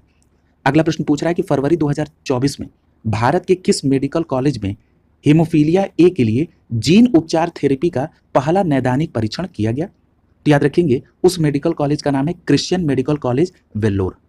तो याद रखिएगा क्रिश्चियन मेडिकल कॉलेज वेल्लोर में हीमोफीलिया ए के लिए जीन उपचार थेरेपी का पहला नैदानिक परीक्षण किया गया। ठीक है, किसमें, क्रिश्चियन मेडिकल कॉलेज वेल्लोर में। अगला देखिए, अगला प्रश्न पूछा जा रहा है कि फरवरी 2024 में मिशन गगनयान के लिए चुने गए 4 अंतरिक्ष यात्रियों में उनके नाम क्या है। तो याद रखेंगे फरवरी 2024 में मिशन गगनयान के लिए 4 अंतरिक्ष यात्री चुने गए। उसमें पहला नाम है ग्रुप कैप्टन अंगद प्रताप जी का, दूसरा नाम है विंग कमांडर शुभांशु शुक्ला साहब का, तीसरा नाम है ग्रुप कैप्टन प्रशांत बालकृष्णन नायर साहब का, और चौथा नाम है ग्रुप कैप्टन अजीत कृष्णन का। ये बहुत इंपॉर्टेंट है, इसको जरूर याद रखिएगा। मिशन गगनयान के लिए जो 4 अंतरिक्ष यात्री चुने गए हैं, मैं फिर से नाम रिपीट कर रहा हूं, group captain Angad Pratap, wing commander Shubhanshu Shukla, group captain Prashant Balakrishnan Nair और ग्रुप कैप्टन अजीत कृष्णन को। क्लियर है। अगला देखिए, अगला प्रश्न पूछा जा रहा है कि फरवरी 2024 में किस देश ने 5वीं पीढ़ी के विमान कान का सफल परीक्षण किया। तो याद रखेंगे तुर्की ने। क्लियर है। तो 5वीं पीढ़ी का ये विमान है जिसका नाम है कान, KAAN, और इसका सफल परीक्षण किसने किया, तुर्की ने किया फरवरी 2024 में।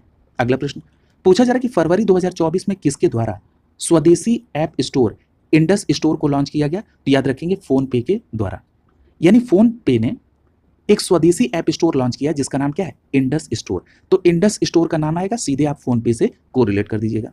अगला प्रश्न देखिए, पूछा जा रहा है कि फरवरी 2024 में किस देश की एक निजी कंपनी का लैंडर जिसका नाम क्या है, ओडिसियस, चंद्रमा की सतह पर उतरने में कामयाब रहा। तो याद रखिएगा अमेरिका का। क्लियर है। तो याद रखेंगे फरवरी 2024 में अमेरिका की एक निजी कंपनी का लैंडर ओडिसियस चंद्रमा पर उतरने में कामयाब रहा। और याद रखिएगा इसी के साथ 1972 में अपोलो 17 मिशन के बाद चंद्रमा पर उतरने वाला ये पहला अमेरिकी अंतरिक्ष यान था। ठीक है, तो ये दोनों बातें क्लियर हो जाएंगी कि अपोलो 2017 जो कि मिशन 1972 का है, उसके बाद चंद्रमा पर उतरने वाला ये पहला अमेरिकी अंतरिक्ष यान था जो कि एक निजी कंपनी के लैंडर के तहत, जिसको कहा गया ओडिसियस। ठीक है, वो फरवरी 2024 में चंद्रमा की सतह पर उतरा। क्लियर है। अगला देखिए, पूछा जा रहा है कि 17 फरवरी 2024 को इसरो ने सतीश धवन अंतरिक्ष केंद्र सार श्रीहरिकोटा से किस प्रक्षेपण यान से इनसेट 3DS का सफल परीक्षण किया। तो याद रखेंगे GSLV F-14 से। किससे, GSLV F-14 से। तो याद रखेंगे इसरो ने सतीश धवन अंतरिक्ष केंद्र श्रीहरिकोटा से GSLV F-14 प्रक्षेपण यान से इनसेट 3DS का सफल परीक्षण किया है। क्लियर है। और ये मौसम की निगरानी का तीसरी पीढ़ी का उपग्रह है। क्लियर है। ये किसका है, तो याद रखेंगे इनसेट 3 ये क्या है, ये तीसरी पीढ़ी का मौसम निगरानी उपग्रह है जिसको प्रक्षेपण यान GSLV F-14 से लॉन्च किया गया। क्लियर है। और कहां से लॉन्च हुआ, तो याद रखेंगे इसरो ने इसको लॉन्च किया सतीश धवन अंतरिक्ष केंद्र श्रीहरिकोटा से। क्लियर है। और याद रखिएगा ये जो उपग्रह है, ये उपग्रह पृथ्वी की सतह, महासागरों, पर्यावरण और मौसम से जुड़ी गतिविधियों पर नजर रखेगा। अगला प्रश्न कह रहा है कि 19 फरवरी 2024 को किसने तेजस MK फर्स्ट ए के लिए डिजिटल फ्लाइट कंट्रोल कंप्यूटर, यानी जिसको शॉर्ट फॉर्म में कह रहे हैं DFCC का सफल उड़ान परीक्षण किया। तो याद रखिएगा DRDO के द्वारा। तो याद रखेंगे DRDO ने 19 फरवरी 2024 को तेजस MK फर्स्ट ए के लिए डिजिटल फ्लाइट कंट्रोल कंप्यूटर का सफल उड़ान परीक्षण किया है।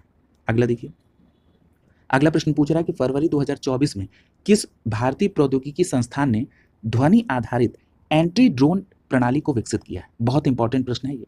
तो याद रखेंगे IIT जम्मू ने, यानी IIT जम्मू ने ध्वनि आधारित एंटी ड्रोन प्रणाली को विकसित किया है। क्लियर है। ध्वनि आधारित एंटी ड्रोन प्रणाली को किसने विकसित किया, तो एक लाइन में याद रखेंगे IIT जम्मू ने। अगला देखिए, अगला प्रश्न पूछा जा रहा है कि 30 जनवरी से 2 फरवरी 2024 के बीच DRDO के द्वारा कहां से high speed expendable aerial target Abhyas का सफल परीक्षण किया गया। तो याद रखेंगे उड़ीसा के चांदीपुर स्थित एकीकृत परीक्षण रेंज से।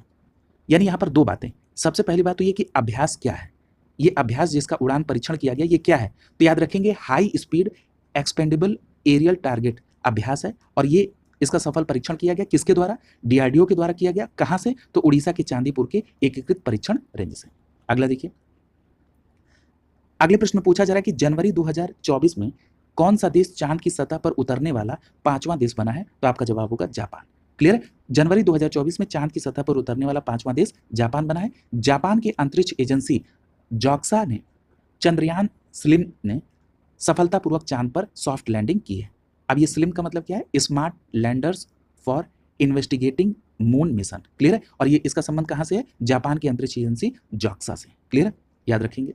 जैसे चंद्रयान स्लिम की बात आए तुरंत आप इसको जापान की अंतरिक्ष एजेंसी जॉक्सा से कोरिलेट करेंगे और चांद की सतह पर उतरने वाला 5वां देश बन गया है जापान। क्लियर है?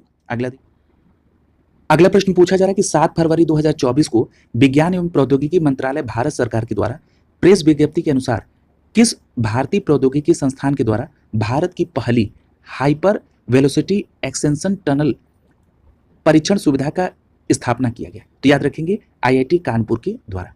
इसको एक लाइन में बस याद रखेंगे कि आईआईटी कानपुर के द्वारा भारत की पहली हाइपर वेलोसिटी एक्सटेंशन टनल परीक्षण सुविधा की स्थापना की गई। किसके द्वारा? आईआईटी कानपुर के द्वारा। अगला देखिए, अगला प्रश्न पूछा जा रहा है कि 30 जनवरी 2024 से 2 फरवरी 2024 के दौरान डीआरडीओ ने कहां से high speed expendable aerial target Abhyas का सफल परीक्षण किया? तो ये रिपीटेड है, ये उड़ीसा के चांदीपुर की स्थित एकीकृत परीक्षण रेंज से। और याद रखिएगा इसे डीआरडीओ के वैमानिकी विकास प्रतिष्ठान के द्वारा स्वदेशी रूप से निर्मित ऑटो पायलट की मदद से स्वायत्त उड़ान के लिए डिजाइन किया गया है। क्लियर? ये रिपीट है। अगला देखिए, पूछा जा रहा है कि जनवरी 2024 में किस राज्य में पायलट प्रोजेक्ट के रूप में अपनी तरह का पहला मदर मिल्क बैंक स्थापित किया गया है? तो याद रखेंगे डॉक्टर BR अम्बेडकर राज्य चिकित्सा संस्थान मोहाली पंजाब में। क्लियर? तो याद रखेंगे मोहाली पंजाब में एक संस्थान है जिसका नाम है डॉक्टर BR अम्बेडकर राज्य चिकित्सा संस्थान, और यहाँ पर पायलट प्रोजेक्ट के तहत पहला मदर मिल्क बैंक स्थापित किया गया है। इंपॉर्टेंट है, इसको ध्यान में रखिएगा। अगला देखिए, अगला प्रश्न पूछा जा रहा है कि फरवरी 2024 में केंद्रीय संस्कृति मंत्री जी किशन रेड्डी ने कहां पर देश के पहले डिजिटल राष्ट्रीय संग्रहालय की आधारशिला रखी है? तो याद रखेंगे हैदराबाद स्थित सालारगंज संग्रहालय में। बहुत इंपॉर्टेंट प्रश्न है ये, याद रखिएगा। देश का पहला डिजिटल राष्ट्रीय संग्रहालय कहां पर आधारशिला रखी गई? हैदराबाद स्थित सालारगंज संग्रहालय में। और किसके द्वारा? तो केंद्रीय संस्कृति मंत्री जी किशन रेड्डी के द्वारा। अगला प्रश्न देखिए, पूछा जा रहा है कि जनवरी 2024 में कौन सा देश चांद की सतह पर उतरने वाला विश्व का 5वां देश बना है? तो आपने कहा जापान ने। और आपने ये भी जाना कि जापानी अंतरिक्ष एजेंसी जॉक्सा के चंद्रयान स्लिम लैंडर ने चांद पर सॉफ्ट लैंडिंग की है। और एक बात और याद रखिएगा कि इस लैंडर को अंतरिक्ष यान मून स्नाइपर को चांद पर भेजा गया था। क्लियर है? तो याद रखेंगे इस लैंडर को अंतरिक्ष यान मून स्नाइपर से चांद पर भेजा गया था। अगला प्रश्न पूछा जा रहा है कि 3 फरवरी 2024 को भारत के किस प्रथम सर्वेक्षण विशाल मालवाहक जहाज को भारतीय नौसेना में शामिल किया गया है? तो याद रखेंगे उसका नाम है INS संध्याक। क्या नाम रखा गया है? INS संध्याक। क्लियर? और ये INS संध्याक की विशेषता क्या है? तो ये भारत में पहला सर्वेक्षण विशाल मालवाहक जहाज है। क्लियर है? क्या नाम है? तो याद रखेंगे INS संध्याक। क्लियर? और इसे भारतीय नौसेना में 3 फरवरी 2024 को शामिल किया गया। क्लियर? अगला देखिए, पूछा जा रहा है कि जनवरी 2024 में किस कंपनी ने इंसान में ब्रेन चिप लगाने का दावा किया है? तो एलन मस्क की कंपनी है न्यूरालिंक। यानी एलन मस्क की एक कंपनी है न्यूरालिंक, जिसने ये दावा किया है कि वो इंसान के ब्रेन में चिप लगाने का काम करेगी। क्या नाम है? न्यूरालिंक। अगला देखिए, अगले प्रश्न में पूछा जा रहा है कि जनवरी 2024 में किस देश में महदा, केहान 2 और हत्फ फर्स्ट इन उपग्रहों का सफल प्रक्षेपण किया गया? तो याद रखेंगे ईरान के द्वारा। अब देखिए, एक सफल परीक्षण और अभी आपने पढ़ा था तुर्की के संदर्भ में, तो वो क्या था? वो 5वीं पीढ़ी का एक विमान था जिसका नाम था कान, KAAN। उसका सफल परीक्षण किसने किया था? तुर्की ने किया था। क्लियर है? तो वो ध्यान में रखेंगे। और ये भी ध्यान में रखेंगे कि महदा, केहान 2 और हत्फ फर्स्ट ये उपग्रह ईरान के द्वारा प्रक्षेपित किए गए। और उसमें जो महदा ये अनुसंधान उपग्रह है, केहान 2 और हत्फ फर्स्ट ये वैश्विक स्थिति व संचार पर केंद्रित नैनो उपग्रह है। क्लियर है? अगला देखिए, लेकिन देश का नाम जरूर याद रखिएगा, ईरान से संबंधित है। अगला करा है कि जनवरी 2024 में किस देश ने अपना पहला चंद्र मिशन लॉन्च करने की घोषणा की है? तो याद रखेंगे ये घोषणा की है ताइवान ने। यानी ताइवान ने घोषणा की है कि वो अपना चंद्र मिशन लॉन्च करेगा। अगला प्रश्न पूछा जा रहा है कि जनवरी 2024 में किस विश्वविद्यालय ने उत्तर भारत के पहले मानव DNA बैंक को बनाए जाने की घोषणा की है? तो याद रखेंगे बनारस हिंदू विश्वविद्यालय यानी BHU ने उत्तर भारत के पहले मानव DNA बैंक को बनाए जाने की घोषणा की है। अगला प्रश्न पूछ रहा है कि जनवरी 2024 में कहां पर देश के पहले रिसर्च आईआईटी सैटेलाइट कैंपस स्थापित किए जाने की घोषणा की है। यह भी बहुत इंपॉर्टेंट प्रश्न है, याद रखिएगा उज्जैन में।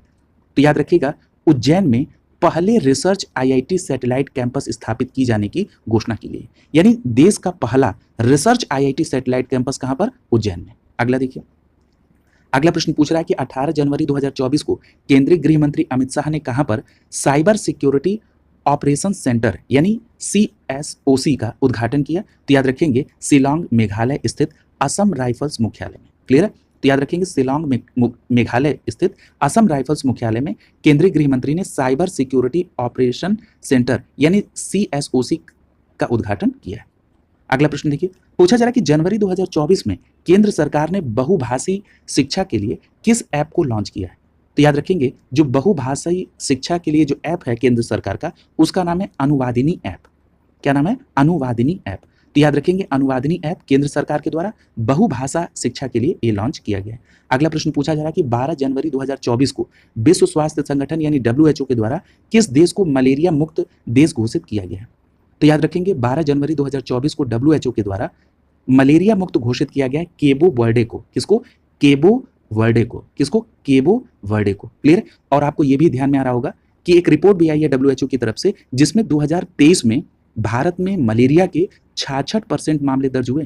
क्लियर? ये आप पढ़ चुके हैं। इस बात को भी ध्यान रखिएगा कि मलेरिया के 2023 में भारत में 66% मामले दर्ज हुए हैं, और वहीं WHO के द्वारा मलेरिया मुक्त देश घोषित कर दिया गया है केबो वर्डे को। क्लियर है? अगला प्रश्न देखिए, पूछा जा रहा है कि जनवरी 2024 में किस कंपनी ने हेपेटाइटिस ए के लिए भारत का पहला स्वदेशी टीका लॉन्च किया है। तो याद रखिएगा उस कंपनी का नाम है, हैदराबाद की कंपनी है इंडियन इम्यूनोलॉजिकल्स लिमिटेड। क्या नाम है? इंडियन इम्यूनोलॉजिकल्स लिमिटेड, और ये हैदराबाद की कंपनी है, और इसने हेपेटाइटिस ए के लिए भारत का पहला स्वदेशी टीका लॉन्च किया है। क्लियर हो गया? अगला देखिए, अगला प्रश्न पूछा जा रहा है कि जनवरी 2024 में किस भारतीय प्रौद्योगिकी संस्थान की मदद से भारतीय सेना का स्वदेशी संचार तंत्र संभव विकसित किया गया है। क्लियर है? अब देखिए संभव की बात हो रही है, secure army mobile version Bharat. क्या नाम है संभव का फुल फॉर्म? पहली बात संभव का फुल फॉर्म देखिए, secure army mobile version Bharat. और ये संभव क्या है? तो याद रखेंगे भारतीय सेना का स्वदेशी संचार तंत्र है संभव, और इसको किसने विकसित किया है? IIT मद्रास। क्लियर? तो दो ही बात याद रखना है।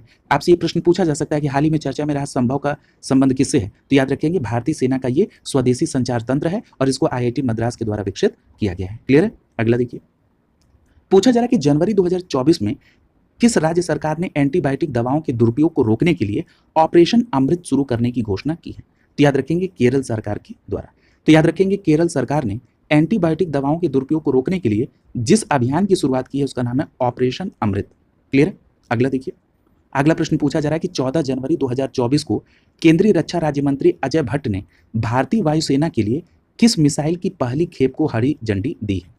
तो याद रखेंगे अस्त्र मिसाइल की। क्लियर है? यानी भारतीय वायुसेना के लिए अस्त्र मिसाइल की पहली खेप को हरी झंडी दी है केंद्रीय रक्षा राज्य मंत्री अजय भट्ट ने। क्लियर है?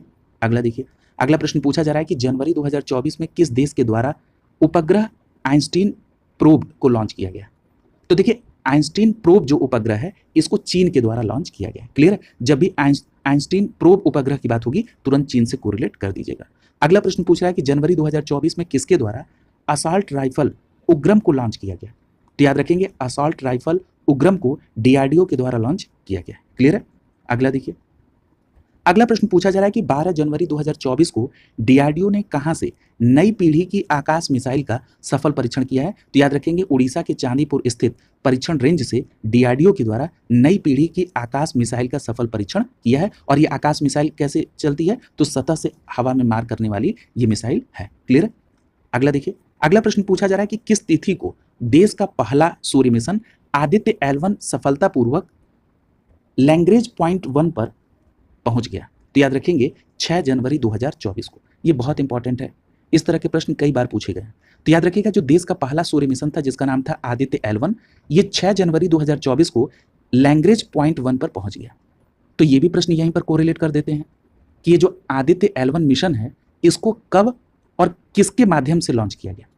तो याद रखेंगे, आपको याद भी होगा कि 2 सितंबर 2023 को इसरो ने PSLV 57 XL के द्वारा आदित्य L1 को लॉन्च किया था। PSLV 57 के द्वारा आदित्य L1 को लॉन्च किया गया था 2 सितंबर 2023 को, और ये 6 जनवरी 2024 को ये लैंग्वेज पॉइंट 1 पर पहुंच गया। क्लियर? अगला देखिए, अगला प्रश्न पूछा जा रहा है कि 1 जनवरी 2024 को इसरो ने किस प्रक्षेपण यान से देश के पहले एक्सरे पोलरीमीटर सैटेलाइट एक्सपोसैट को लॉन्च किया है? तो याद रखेंगे PSLV C58 से। क्लियर है? तो याद रखिएगा PSLV C58 से इसरो के द्वारा देश का पहला एक्सरे पोलरीमीटर सैटेलाइट, जिसको एक शब्द में बोल रहे हैं एक्सपोसैट, इसको लॉन्च किया किससे? PSLV C58 से। और ये जो मिशन है ये खगोलीय स्रोतों से एक्सरे उत्सर्जन का अंतरिक्ष आधारित ध्रुवीकरण का अध्ययन करने संबंधित भारत का पहला वैज्ञानिक प्रयास है। तो याद रखिएगा देश का पहला एक्सरे पोलरीमीटर सैटेलाइट किससे लॉन्च हुआ है? PSLV C58 से। किसके द्वारा? इसरो के द्वारा। अगला देखिए, अगला प्रश्न आपसे पूछा जा रहा है कि दिसंबर 2023 में किस देश ने एडवांस्ड रॉकेट सिस्टम फतह 2 को सफल परीक्षण किया है? तो याद रखिएगा ये जो फतह 2 है, सबसे पहले तो ये पूछा जा सकता है कि फतह 2 क्या है? तो ये एडवांस्ड रॉकेट सिस्टम है और इसको सफलतापूर्वक परीक्षण किया किसके द्वारा? पाकिस्तान के द्वारा। क्लियर है? तो यहाँ पर आपने देखिए तुर्की का देख लिया 5वीं पीढ़ी का विमान कान, उसके बाद ईरान का आपने देखा महदा, किहान 2 और हत्फ फर्स्ट, ये ईरान का है। और वहीं पाकिस्तान के संदर्भ में आप याद रखेंगे फतह 2। क्लियर है? अगला देखिए, अगला प्रश्न पूछा जा रहा है कि 26 दिसंबर 2023 को प्रोजेक्ट 15B का तीसरा स्टील्थ गाइडेड मिसाइल विध्वंसक किस जहाज को भारतीय नौसेना में शामिल किया गया? तो याद रखेंगे INS इम्फाल को। क्लियर है? तो याद रखेंगे INS इम्फाल को 26 दिसंबर 2023 को भारतीय नौसेना में शामिल किया गया। और ये जो INS इम्फाल है ये प्रोजेक्ट 15B का तीसरा स्टील्थ गाइडेड मिसाइल विध्वंसक पोत। क्लियर है? तो ये बात भी आप ध्यान में रखेंगे। और इसे Mazagon dock ship builders limited द्वारा निर्मित किया गया है। ये भी ध्यान रखिएगा INS इम्फाल को किसने निर्मित किया है? Mazagon dock ship builders limited यानी MDL के द्वारा। और अगर मैं आपसे ये प्रश्न पूछ लूं कि मझगांव डॉक शिप बिल्डर्स कहां पर है तो क्या बोलेंगे? ये मुंबई में। क्लियर? अगला देखिए, अगला प्रश्न पूछा जा रहा है कि 15 दिसंबर 2023 को रक्षा अनुसंधान एवं विकास संगठन यानी DRDO ने कहां से स्वदेशी रूप से विकसित उच्च गति वाले मानव रहित विमान flying wing autonomous flying wing technology demonstrator का सफल परीक्षण किया है?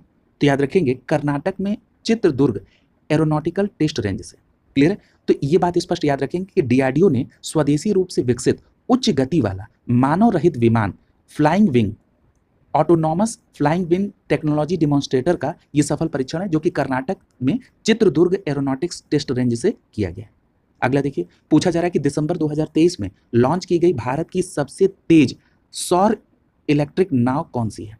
तो याद रखेंगे उसका नाम है वाराकुडा। क्या नाम है? वाराकुडा। तो याद रखेंगे भारत की सबसे तेज सौर इलेक्ट्रिक नाव कौन सी है? वाराकुडा।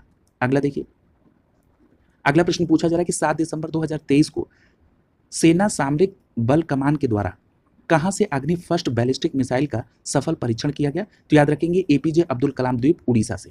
ठीक है? तो APJ अब्दुल कलाम द्वीप उड़ीसा से 7 दिसंबर 2023 को सेना सामरिक बल कमान के द्वारा अग्नि फर्स्ट बैलिस्टिक मिसाइल का सफल परीक्षण किया गया। और ये जो अग्नि फर्स्ट है ये सतह से सतह मार करती है और इसकी मारक क्षमता है 700 से 1200 किलोमीटर। क्लियर? अगला देखिए, अगला प्रश्न आपसे पूछा जा रहा है कि 14 दिसंबर 2023 को भारतीय नौसेना ने नौसैन्य डॉकयार्ड विशाखापत्तनम में आयोजित एक समारोह में त्वरित प्रक्रिया और हमले के लिए सक्षम किस पोत को शामिल किया?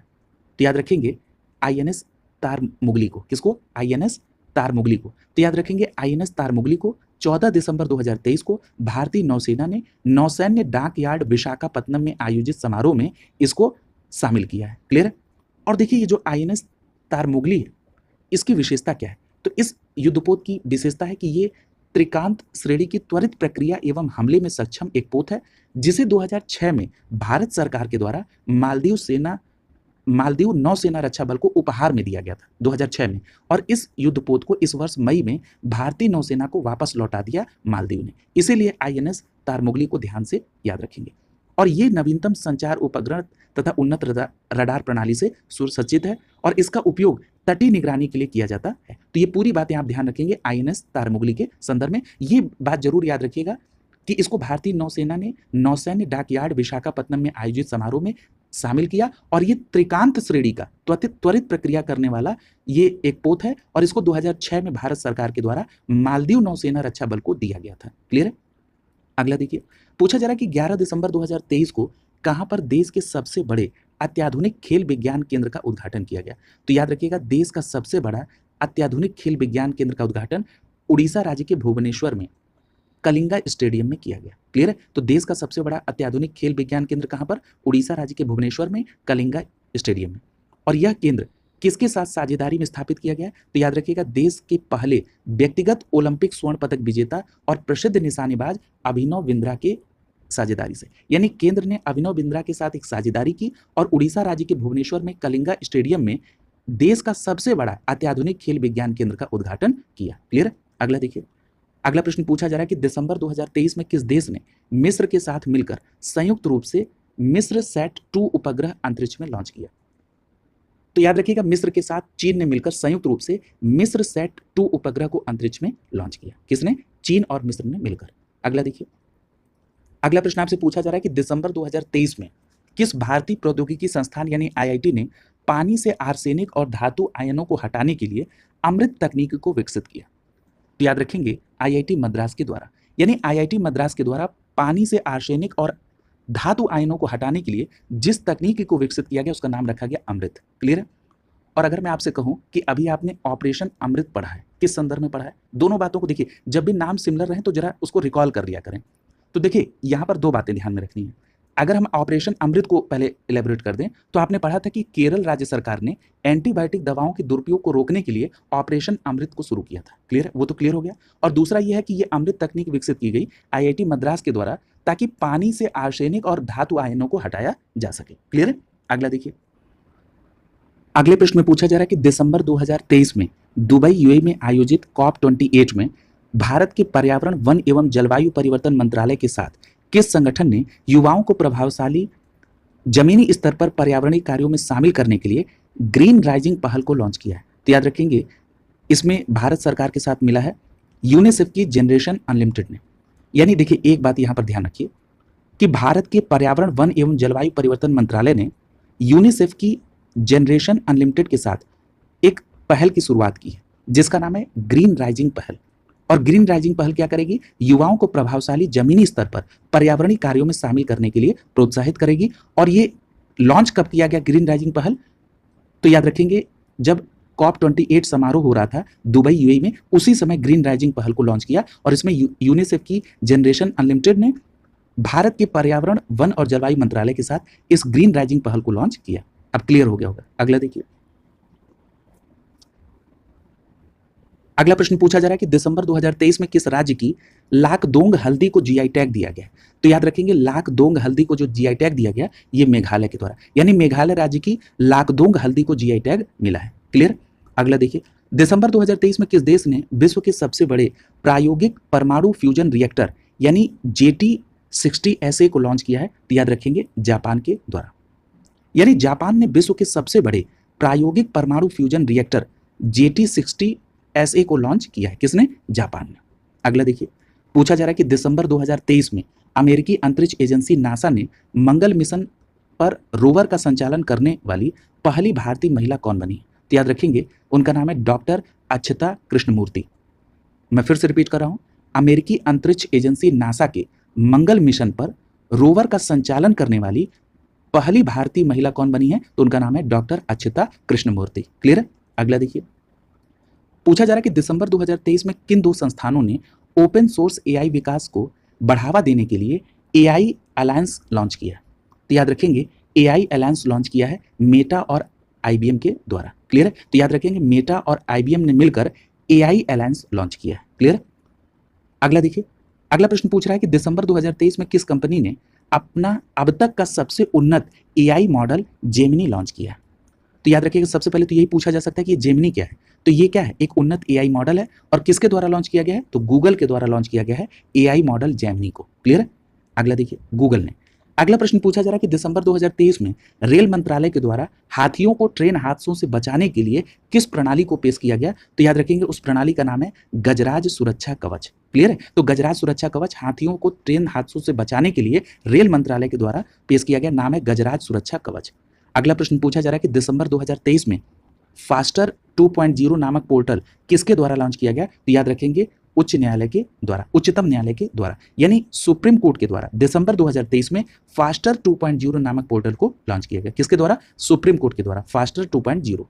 अगला देखिए, अगले प्रश्न में पूछा जा रहा है कि नवंबर 2023 में भारत के पहले टेलीकॉम सेंटर ऑफ एक्सीलेंस का निर्माण कहाँ किए जाने की घोषणा की गई है। ये भी प्रश्न बहुत इंपॉर्टेंट है। ये उत्तर प्रदेश के सहारनपुर में। तो याद रखेंगे, भारत के पहले टेलीकॉम सेंटर ऑफ एक्सीलेंस के निर्माण की घोषणा उत्तर प्रदेश के सहारनपुर में की गई है। ठीक है, अगला देखिए, पूछा जा रहा है कि नवंबर 2023 में प्रधानमंत्री नरेंद्र मोदी ने किस लड़ाकू विमान को उड़ाने वाले भारत के पहले प्रधानमंत्री बन गए हैं? तो वो है तेजस को। ठीक है, तो याद रखिएगा, तेजस लड़ाकू विमान को उड़ाने वाले भारत के पहले प्रधानमंत्री हैं नरेंद्र मोदी। क्लियर है? किसको उड़ाया इन्होंने? तेजस को। अगला देखिए, अगला प्रश्न पूछा जा रहा है कि नवंबर 2023 में किस संगठन के द्वारा अकेलेपन को एक गंभीर वैश्विक खतरा घोषित किया गया है? तो याद रखिएगा, WHO के द्वारा। यानी जो अकेलापन है, लोनलीनेस है, ये एक बहुत गंभीर स्वास्थ्य खतरा है। ये इसकी तरफ ध्यान आकृष्ट किया है किसने? WHO के द्वारा। क्लियर है? और ये ज़्यादातर इस समय देखा जा रहा है कि जो तैयारी से जुड़ी ये जनरेशन है, यहाँ पर ये खतरा और गंभीर है। क्योंकि कई बार होता क्या है कि अपने टारगेट के प्रति इतना समर्पण भाव होता है कि बाहरी दुनिया से आदमी अपने आप को काटता है, और जब ये सिलेक्शन का दौर लंबा खिंचता है तो ये और स्थिति बड़ी होती है और अनचाहे तरीके से अकेलेपन का शिकार होता है। तो इस तरह की चीज़ों में आप ग्रुप स्टडी करने के लिए इसको ध्यान में रखिए, क्योंकि आपको सामाजिक तौर पर अपने आप को तो काटना होगा, लेकिन ये बात ध्यान रखना होगा कि अगर आप अपनी स्टडी को ग्रुप स्टडी में करेंगे तो वो काफ़ी बेनिफिशियल हो जाएगा। ठीक है, या तो ऑनलाइन किसी अच्छे प्लेटफॉर्म, यानी इस तरह से थोड़ा सा इसको ध्यान में रखते हुए। अगला देखिए, अगला प्रश्न पूछा जा रहा है कि 7 नवंबर 2023 को कहां से प्रलय मिसाइल का सफल परीक्षण किया गया? तो याद रखेंगे, डॉक्टर APJ अब्दुल कलाम द्वीप से एक प्रलय मिसाइल का सफल परीक्षण किया गया। कब? 7 नवंबर 2023 को। ठीक है, और ये जो प्रलय मिसाइल है जिसका सफल परीक्षण किया गया APJ अब्दुल कलाम द्वीप से, ये किस तरह की मारक क्षमता है? तो ये सतह से सतह मार करने वाली ये मिसाइल है। क्या नाम है? प्रलय, सतह से सतह। और इसकी मारक क्षमता कितनी है? 150 से 500 किलोमीटर। क्लियर है? अगला देखिए, अगला प्रश्न पूछा जा रहा है कि 6 नवंबर 2023 को भारतीय नौसेना के किस नवीन स्वदेशी और निर्देशित मिसाइल विध्वंसक युद्धपोत का अनावरण किया गया? तो याद रखिएगा, उसका नाम है युद्धपोत सूरत। क्लियर है? तो 6 नवंबर 2023 को भारतीय नौसेना के युद्धपोत सूरत का नवीनतम स्वदेशी और निर्देशित ये मिसाइल विध्वंसक पोत का अनावरण किया गया। किसका? युद्धपोत सूरत। क्लियर है? और याद रखिएगा, ये भारतीय नौसेना की किस योजना का चौथा और अंतिम जहाज है? तो याद रखेंगे, परियोजना 15B का। तो ये जो युद्धपोत सूरत है, ये परियोजना 15B के तहत भारतीय नौसेना का चौथा और अंतिम जहाज है। ठीक है, किसके तहत? परियोजना 15B के तहत। क्या नाम है? युद्धपोत सूरत। अगला देखिए, अगला प्रश्न पूछा जा रहा है कि 1 नवंबर 2023 को कहां से ब्रह्मोस सुपरसोनिक क्रूज मिसाइल का सफल परीक्षण किया गया? तो याद रखेंगे, बंगाल की खाड़ी में भारतीय नौसेना के एक युद्धपोत से ब्रह्मोस सुपरसोनिक क्रूज मिसाइल का 1 नवंबर 2023 को सफल परीक्षण किया गया, बंगाल की खाड़ी से। अगला देखिए, अगला प्रश्न पूछा जा रहा है कि नवंबर 2023 में कौन सी कंपनी नागरिक उड्डयन महानिदेशालय यानी DGCA से अस्थायी ड्रोन लाइसेंस प्राप्त करने वाली पहली ड्रोन कंपनी बन गई है? तो उसका नाम क्या है? उसका नाम है थ्रोटल एरोस्पेस सिस्टम। क्या नाम है? Throttle aerospace system.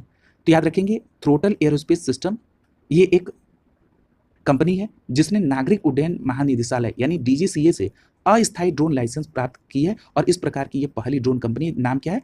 Throttle aerospace system. Clear है? अगला देखिए, अगले प्रश्न में पूछा जा रहा है कि अक्टूबर 2023 में प्रोजेक्ट कुशा, ये प्रोजेक्ट कुशा किसके द्वारा शुरू किया गया? तो याद रखेंगे, DRDO के द्वारा। तो DRDO के द्वारा अक्टूबर 2023 में प्रोजेक्ट कुशा को शुरू किया गया।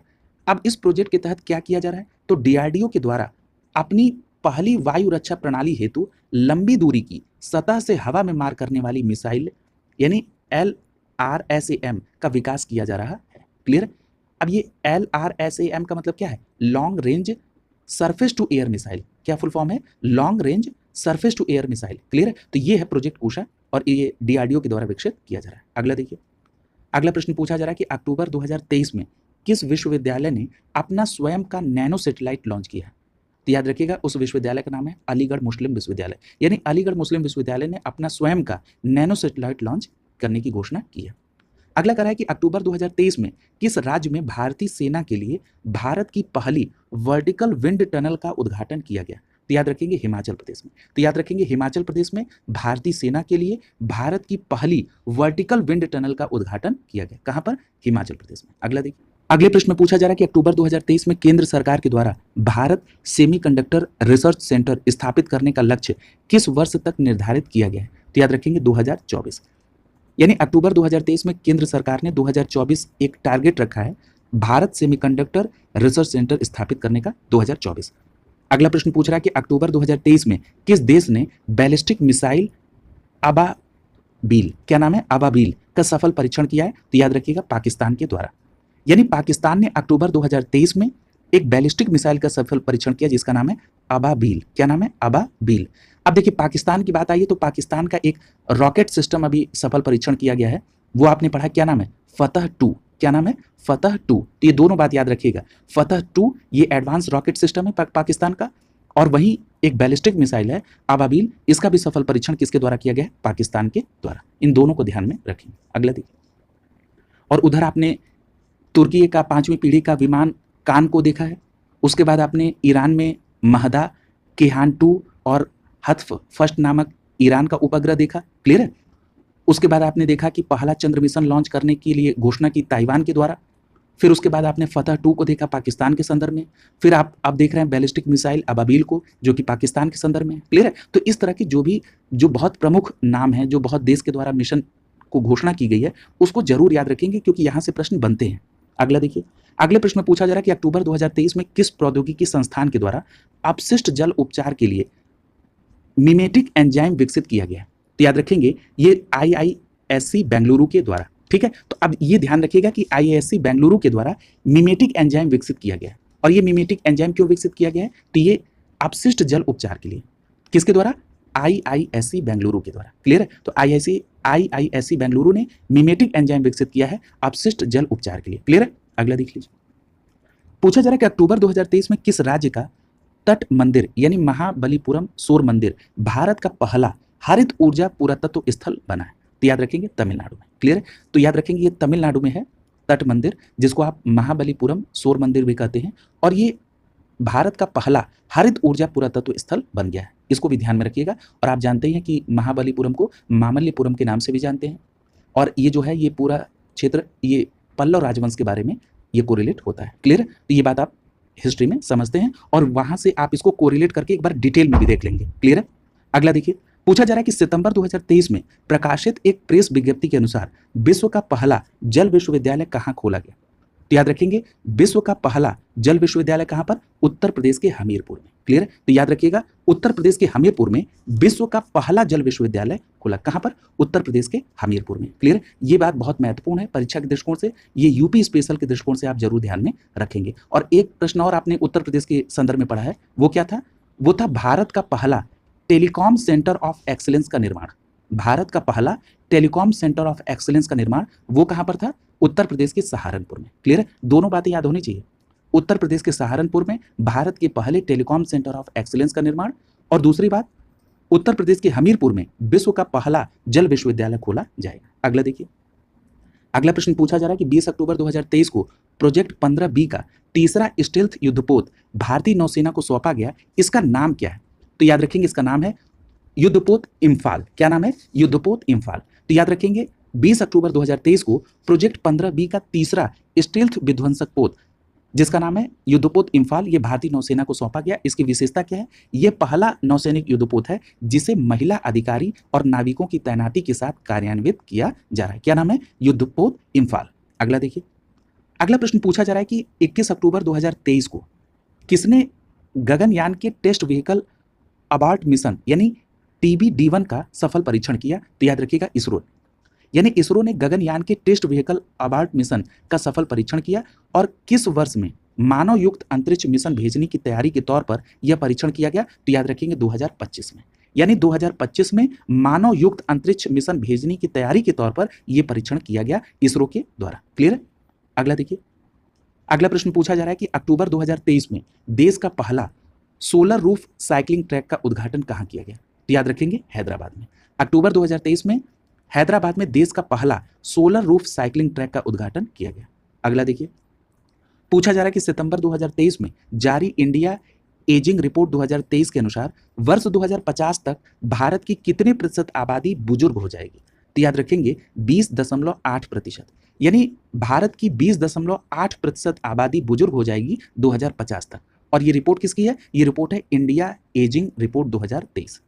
अगला देखिए, अब देखिए कई बार इस तरह भी प्रश्न पूछ लेता है कि हाल ही में जारी एक रिपोर्ट के अनुसार भारत की 20.8% आबादी बुजुर्ग हो जाएगी किस वर्ष तक, और लिख देगा 2030 तक, 2050 तक। तो आप ध्यान रखेंगे 2050 तक। अगला देखिए, पूछा जा रहा है कि अक्टूबर 2023 में किस देश के द्वारा विश्व की पहली फ्लाइंग टैक्सी को मंजूरी दी गई है? तो याद रखेंगे चीन के द्वारा। यानी चीन के द्वारा विश्व की पहली फ्लाइंग टैक्सी को मंजूरी दी गई है। और इस फ्लाइंग टैक्सी का नाम क्या है? इसका नाम है EH216S। क्या नाम है? EH216S।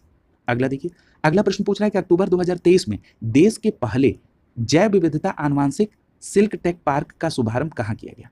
तो याद रखेंगे पंचमढ़ी में। ठीक है, कहां पर? पंचमढ़ी में। अब देखिए यहां पर दो बातें ध्यान रखना है। एक तो देश का पहला जैव विविधता आनुवांशिक सिल्क टेक पार्क कहां पर? पंचमढ़ी में। और हो सकता है कई बार जगह का नाम देके न देके राज्य पूछ ले, तो याद रखिएगा मध्य प्रदेश में। क्लियर है? ये पंचमढ़ी कहां पर है? मध्य प्रदेश में। क्लियर है? अगला देखिए, अगला प्रश्न आपसे पूछा जा रहा है कि सितंबर 2023 में किस देश के द्वारा सैन्य इमेजिंग उपग्रह नूर 3 का सफल परीक्षण किया गया? तो याद रखिएगा ईरान के द्वारा। यानी ईरान के द्वारा नूर 3 का परीक्षण किया गया और ये सफल रहा। ये नूर 3 जो है ये एक सैन्य इमेजिंग उपग्रह है। क्लियर है? अब देखिए ईरान के संदर्भ में आपने कई चीजें देखी हैं, अगर आपको याद हो तो। देखिए ईरान के संदर्भ में आपने देखा है कि जनवरी 2014 में महदा, केहान 2 और हेल्थ फर्स्ट नामक उपग्रह को भी प्रक्षेपित किया है ईरान के द्वारा। और ईरान के संदर्भ में नूर 3 को भी याद रखिएगा। क्लियर है? अगले प्रश्न में पूछा जा रहा है कि सितंबर 2023 में किसके द्वारा एंटी टैंक म्यूनिशन विभव भारतीय सेना में शामिल किया गया? तो याद रखेंगे डीआरडीओ के द्वारा। तो याद रखेंगे डीआरडीओ के द्वारा विकसित एंटी टैंक म्यूनिशन विभव को भारतीय सेना में शामिल किया गया। क्लियर है?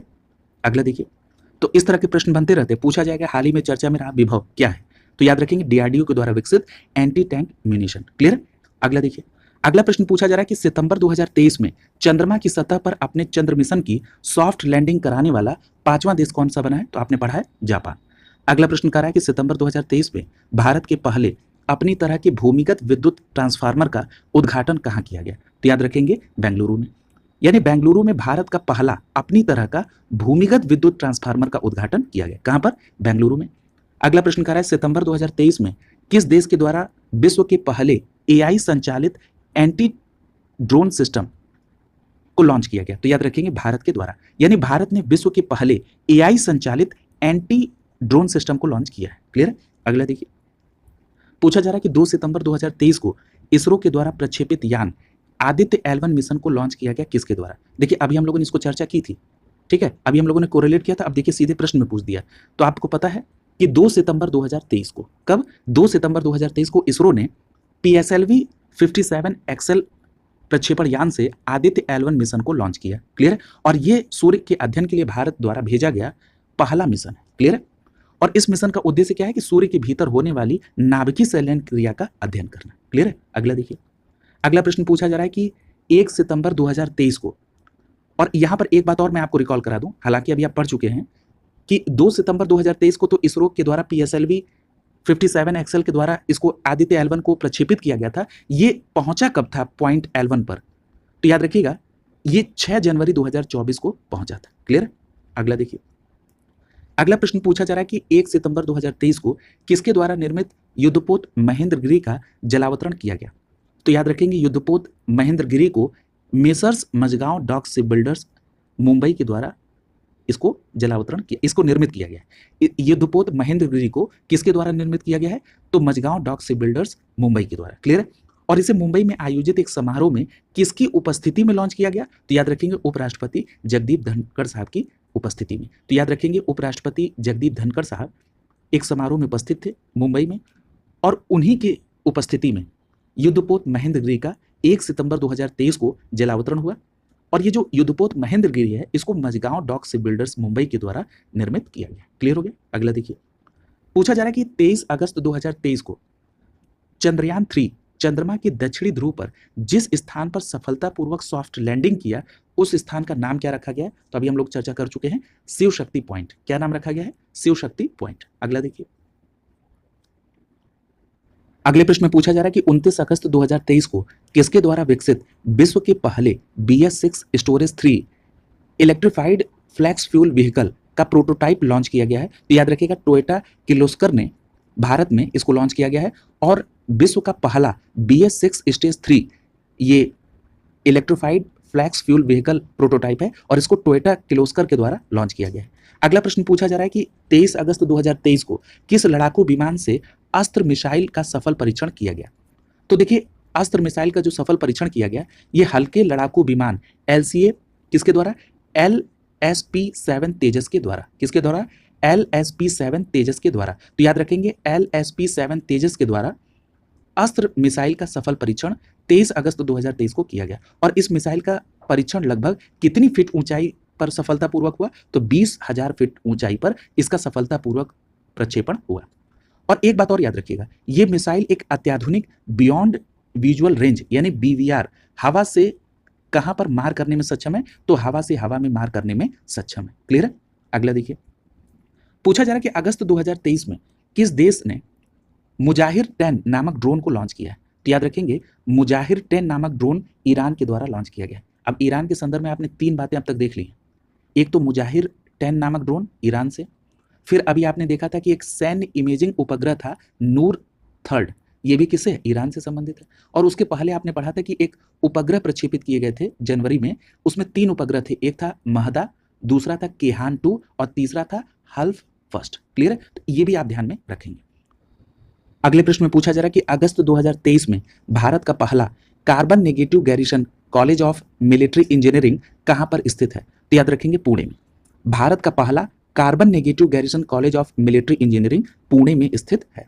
अगला प्रश्न देखिए, पूछा जा रहा है 21 अगस्त 2023 को केंद्रीय विज्ञान एवं प्रौद्योगिकी मंत्री डॉक्टर जितेंद्र सिंह ने किसके द्वारा विकसित भारत का पहला स्वदेशी ट्रैक्टर CSIR प्राइमरी 11 का शुभारंभ किया है? तो याद रखेंगे, central mechanical engineering research Institute अर्थात CMERI दुर्गापुर पश्चिम बंगाल के द्वारा। अगर मैं इस पूरी बात को एक लाइन में समराइज करूं तो आप ये कहेंगे कि central mechanical engineering research Institute अर्थात CMERI दुर्गापुर पश्चिम बंगाल के द्वारा विकसित किया गया पहला स्वदेशी ट्रैक्टर CSIR प्राइमरी 11, इसका शुभारंभ केंद्रीय विज्ञान प्रौद्योगिकी मंत्री डॉक्टर जितेंद्र सिंह के द्वारा 21 अगस्त 2023 को किया गया। क्लियर है? अगला देखिए, पूछा जा रहा है अगस्त 2023 में किस राज्य के मैटी केला को GI टैग प्रदान किया गया? तो याद रखेंगे, तमिलनाडु के मैटी केला को GI टैग दिया गया। कहां के? तमिलनाडु के। अगला प्रश्न पूछा जा रहा है 21 अगस्त 2023 को किस देश के द्वारा लॉन्च किया गया चंद्र मिशन लूना 25 विफल हो गया? तो याद रखेंगे, रूस से संबंधित है चंद्र मिशन लूना 25। अगला देखिए, पूछा जा रहा है 18 अगस्त 2023 को कहां पर देश के पहले 3D प्रिंटेड पोस्ट ऑफिस का उद्घाटन किया गया? तो याद रखेंगे, देश के पहले 3D प्रिंटेड पोस्ट ऑफिस का उद्घाटन बेंगलुरु कर्नाटक में किया गया। अगला देखिए, पूछा जा रहा है कि 19 अगस्त 2023 को केंद्रीय विज्ञान एवं प्रौद्योगिकी मंत्री डॉक्टर जितेंद्र सिंह ने किसके द्वारा विकसित कमल के पुष्प की नई प्रजाति का अनावरण किया है? तो याद रखेंगे, CSIR राष्ट्रीय वनस्पति अनुसंधान संस्थान लखनऊ के द्वारा। तो याद रखिएगा, यह प्रश्न पूछा जा सकता है पेपर में कि राष्ट्रीय वनस्पति अनुसंधान संस्थान कहां पर? तो लखनऊ में। और इसी राष्ट्रीय वनस्पति अनुसंधान संस्थान लखनऊ के द्वारा विकसित कमल के पुष्प की नई प्रजाति का अनावरण केंद्रीय मंत्री जितेंद्र सिंह के द्वारा 19 अगस्त 2023 को किया गया। क्लियर है? और इसका नाम क्या रखा गया? इसका नाम रखा गया नमो 108। यानी ये जो कमल की ये कमल के पुष्प की नई प्रजाति का अनावरण हुआ है, इसका नाम क्या रखा गया? नमो 108। अगला देखिए, अगले प्रश्न में पूछा जा रहा है कि अगस्त 2023 में स्मॉल आर्म्स फैक्ट्री कानपुर के द्वारा देश की पहली साइड स्विंग रिवॉल्वर लॉन्च की गई है, इसका क्या नाम है? तो याद रखेंगे, इसका नाम है प्रबल। यानी ये जो प्रबल है, ये देश की पहली साइड स्विंग रिवॉल्वर है और इसको किसके द्वारा लॉन्च किया गया? किसके द्वारा? तो स्मॉल आर्म्स फैक्ट्री कानपुर के द्वारा। क्लियर है? अगला देखिए, अगला प्रश्न पूछा जा रहा है कि 19 अगस्त 2023 को किसके द्वारा विकसित स्वदेशी हैवी ड्रॉप सिस्टम यानी HDS का सफल परीक्षण भारतीय वायुसेना के द्वारा किया गया? तो याद रखेंगे, यह DRDO के द्वारा विकसित है। कहने का मतलब यह है कि DRDO के द्वारा विकसित स्वदेशी हैवी ड्रॉप सिस्टम यानी HDS का सफल परीक्षण भारतीय वायुसेना के द्वारा 19 अगस्त 2023 को किया गया। क्लियर? अगला देखिए, अगला प्रश्न पूछा जा रहा है कि अगस्त 2023 में केंद्रीय गृह मंत्री और सहकारिता मंत्री अमित शाह के द्वारा कहां पर इफ्को नैनो यूरिया प्लांट की आधारशिला रखी गई? तो याद रखेंगे, इफ्को के नैनो यूरिया प्लांट की आधारशिला गुजरात के गांधी धाम में रखी गई अगस्त 2023 में। किसके द्वारा? केंद्रीय मंत्री अमित शाह के द्वारा। कहां पर? गुजरात के गांधी धाम में।